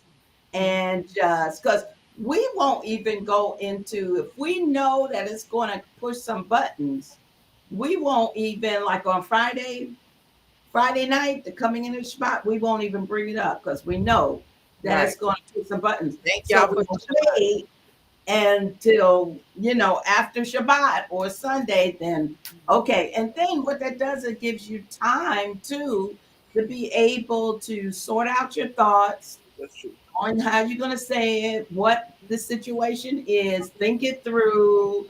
And a lot of times, once you've done giving yourself that 24-hour period, now you're able to come to, a mature, statement or whatever situation to be able to discuss it. But I just think that because so being repetitive, so that's something that my husband, when you say it over and over again, so I've learned to say, can you give me a timeline when you're going to do that? And then he'll say, well, I'm planning on getting it done before tomorrow, or planning on getting it done before Monday. Then I know, okay, so that's on his radar and he's going to, do it. But I'm the kind of person where if I think about doing something, I get up and do it then. I don't wait because I don't want to forget. So I go ahead and do it. But that's me. That's how I am. So I can't expect, and in our younger days I did. I expected for him to be on that timeline too. You need to go ahead and do it. When you gonna do it? I told you that you need to. What? When? It's still not done. When? So I guess that was nagging, but I just wanted, because that was me and how I did things. So you're no longer you're now one together trying to submit to the, Mission. the Yeah, mission. We're trying to handle this business. So, but it does make a difference on, as I've gotten older, I realize how many words and how many thoughts are so subjective, depending on the person's personality, depending on their past experiences, depending on how they accept information, how they receive information. So, and sometimes that really truly can just be in a word. So, Emmanuel he wasn't able to get back on because he's got low currency at his place and his phone started dying. So, but he did want us to know for submission. He says submission is being obedient and respectful, not you being a puppy, because even if you are obedient to someone, you also have the right to decline some thoughts respectfully without you offending the other person. So that's his statement on. I think when you said puppy, he might have meant puppet. He maybe did. Maybe he did.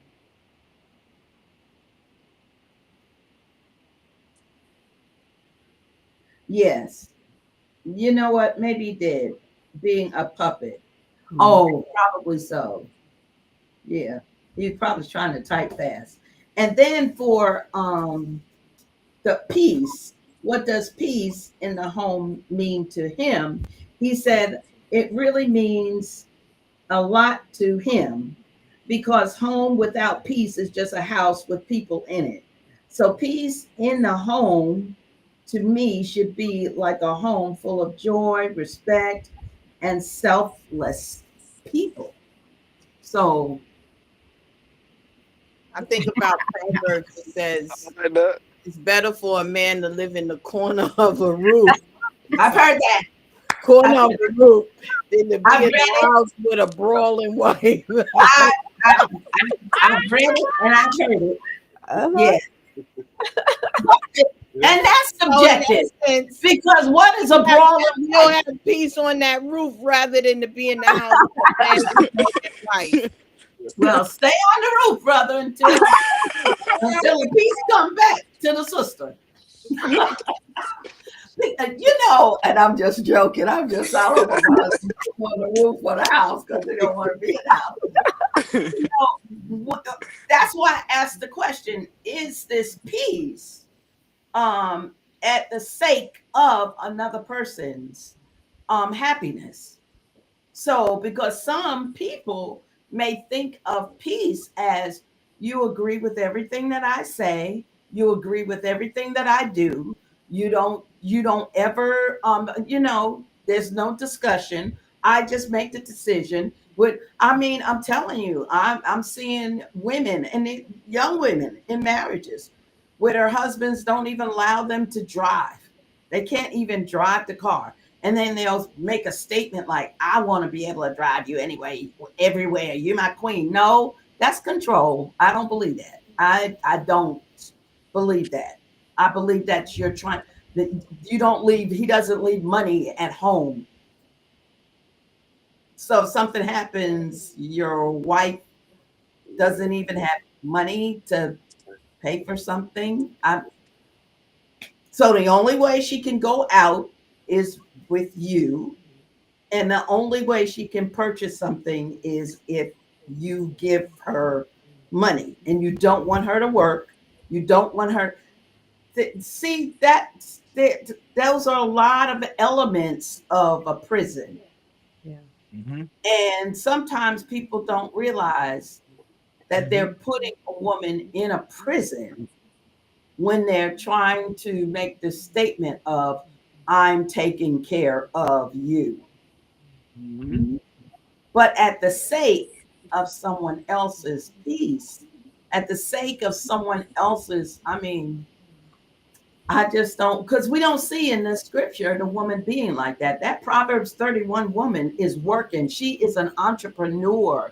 She is running a business, and people in that city know her. She's buying land and building houses, making decisions on a. She's not just buying bras and girdles for her housemaids.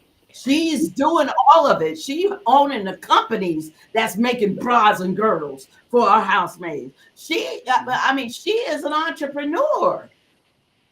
Mm-hmm. And people will bring up that statement and say, I want a Proverbs 31 woman. Do you really? Could you handle a Proverbs 31 woman? Because that's a very aggressive and a very assertive personality to be running businesses, buying land, and doing all of that kind of. That's a very assertive woman. Mhm. So, is that really what you want? Now, I'm not saying that a woman should be assertive and then be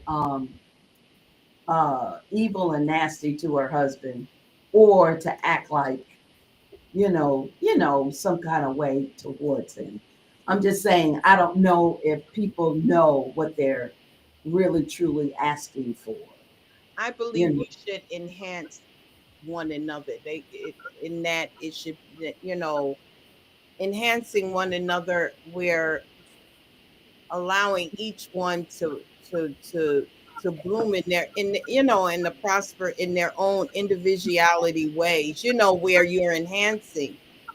Making one. Even as scripture talks about. Esteeming one more than each other, like you're doing it with each other, and that just as mommy said, being submissive to one another, one another. understand that Yeah. if you shine, I shine. Shine.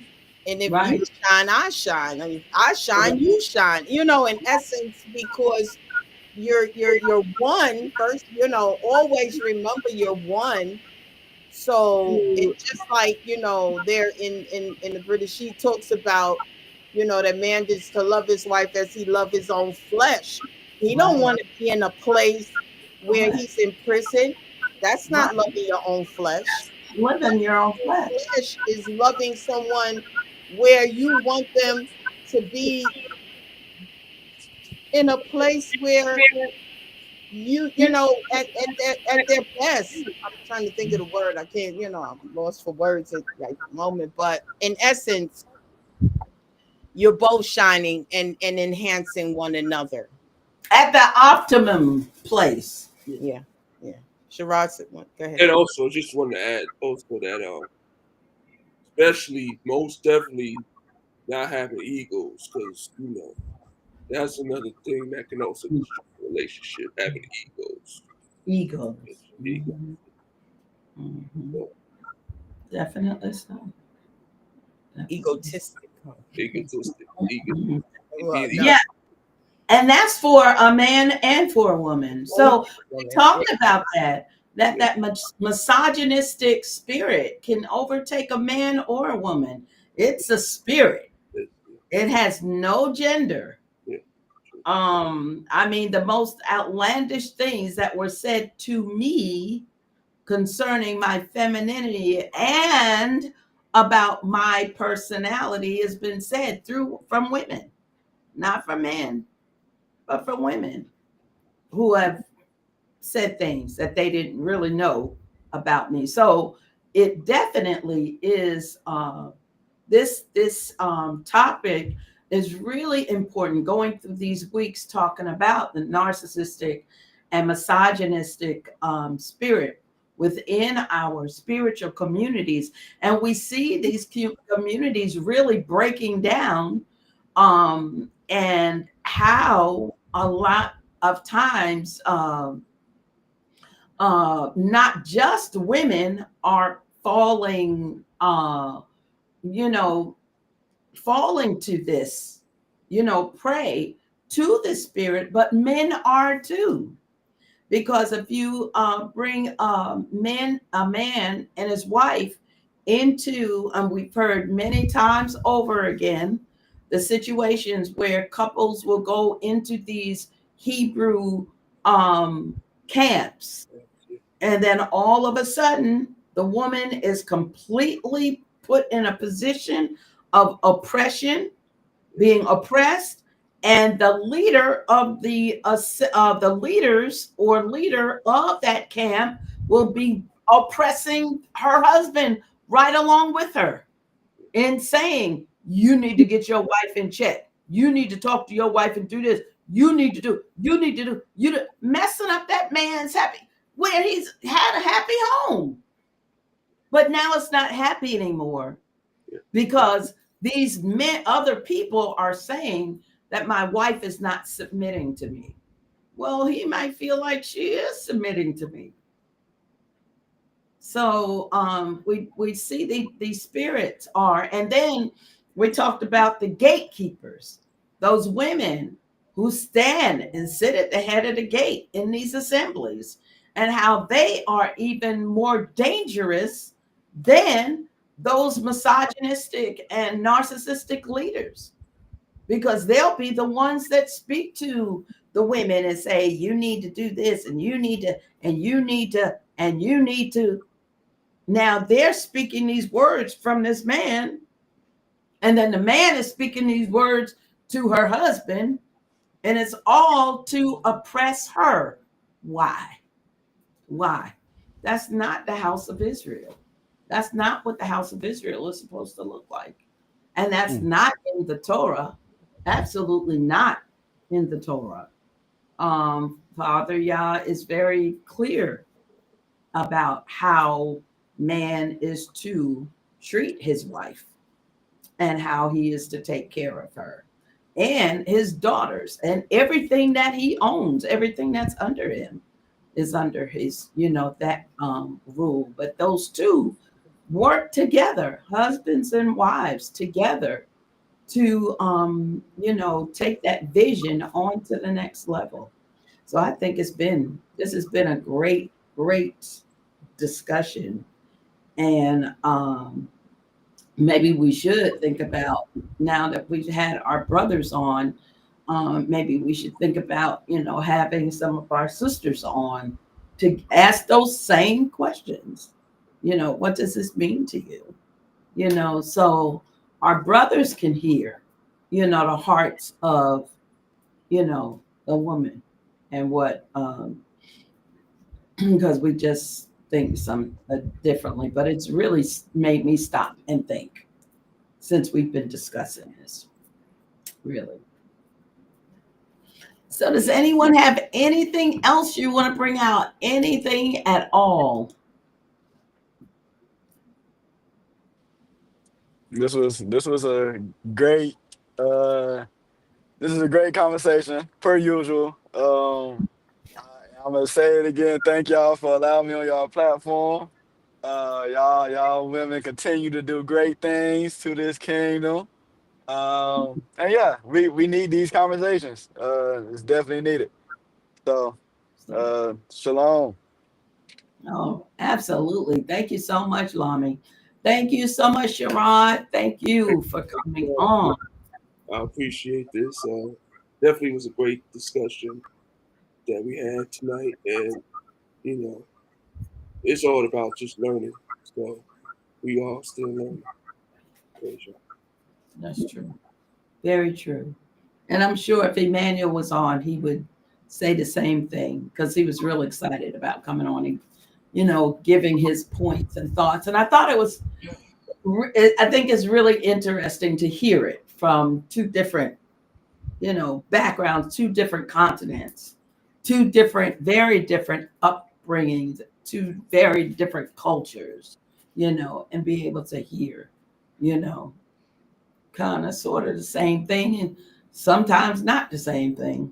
Because I'm really, it's really interesting. I wonder where our men got that, and if that came from was one of the remnants from the residual from slavery, because it doesn't sound like it's men here teach their sons that, but they get that when they go to school, which is a newer, is a generation, a newer thing, because the continent of Africa as a whole is, I think it's like 90% of their population is under the age of 30. So when you think about that, think about if the United States, the bulk of the 75% of the country was on 30 and below, how that would look. Yeah. That's real different. Yeah. Really different. So I just thought that point was very interesting, that the fathers would never, and he said that, absolutely not. That wouldn't be possible. Father would never teach their son to just go and get as many women as you want. So I wonder if that is truly a residual from slavery. So I guess just food for thought. Okay. All right, y'all. Good. I'm glad they were honest. Like Me too. that really Me did too. my heart well, because I don't like religious answers. I know everybody, watching, they got scriptures going, but we need to have honest conversations because a lot of us don't understand scripture from a Hebraic cultural standpoint. And Yeah. so since a lot of people are relatively new coming into faith, you need to just have these conversations, because like we did tonight, we found out that we may be, or we come from the same people, but the people on the continent don't teach certain things to their children like we teach over here. And yet the people over here in the faith, they think they have the number one spot concerning teaching Hebraic customs and traditions. And I'm like, it's so backwards to me, but I digress. I'm thankful. Hopefully, we can keep conversations going in the future, 2026. Mm-hmm. All right, y'all. So we're going to close out. Our email again is therighteousview01@gmail.com. Please send in topics that you feel will be beneficial. If you have a degree or special training in a specific area related to women's health and would like to be a special guest, please email your bio and we will review it and reply to you as soon as we can. Yes. Now, as far as next week, I'm not quite sure what we're going to actually discuss at this time.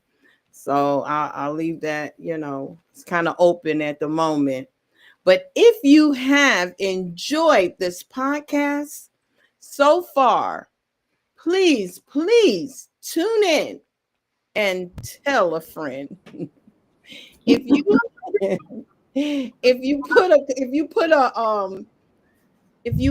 excuse me.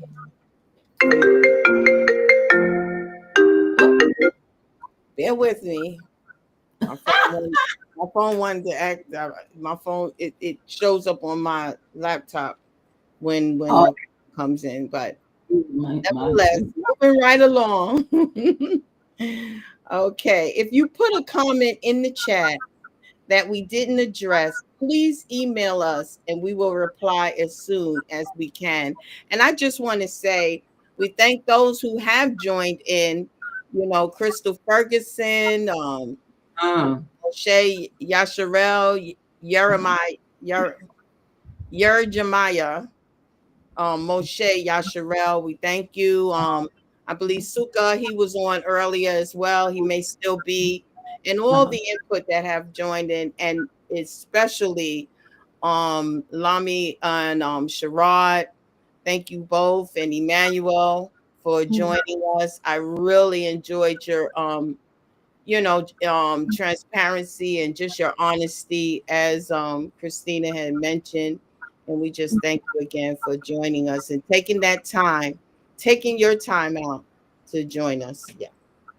Absolutely. And of course, we thank our viewers for tuning in. Yes, absolutely. And we look forward to another edition of The Righteous View. Good evening, everyone. Have a great rest of your week. Blessings and shalom.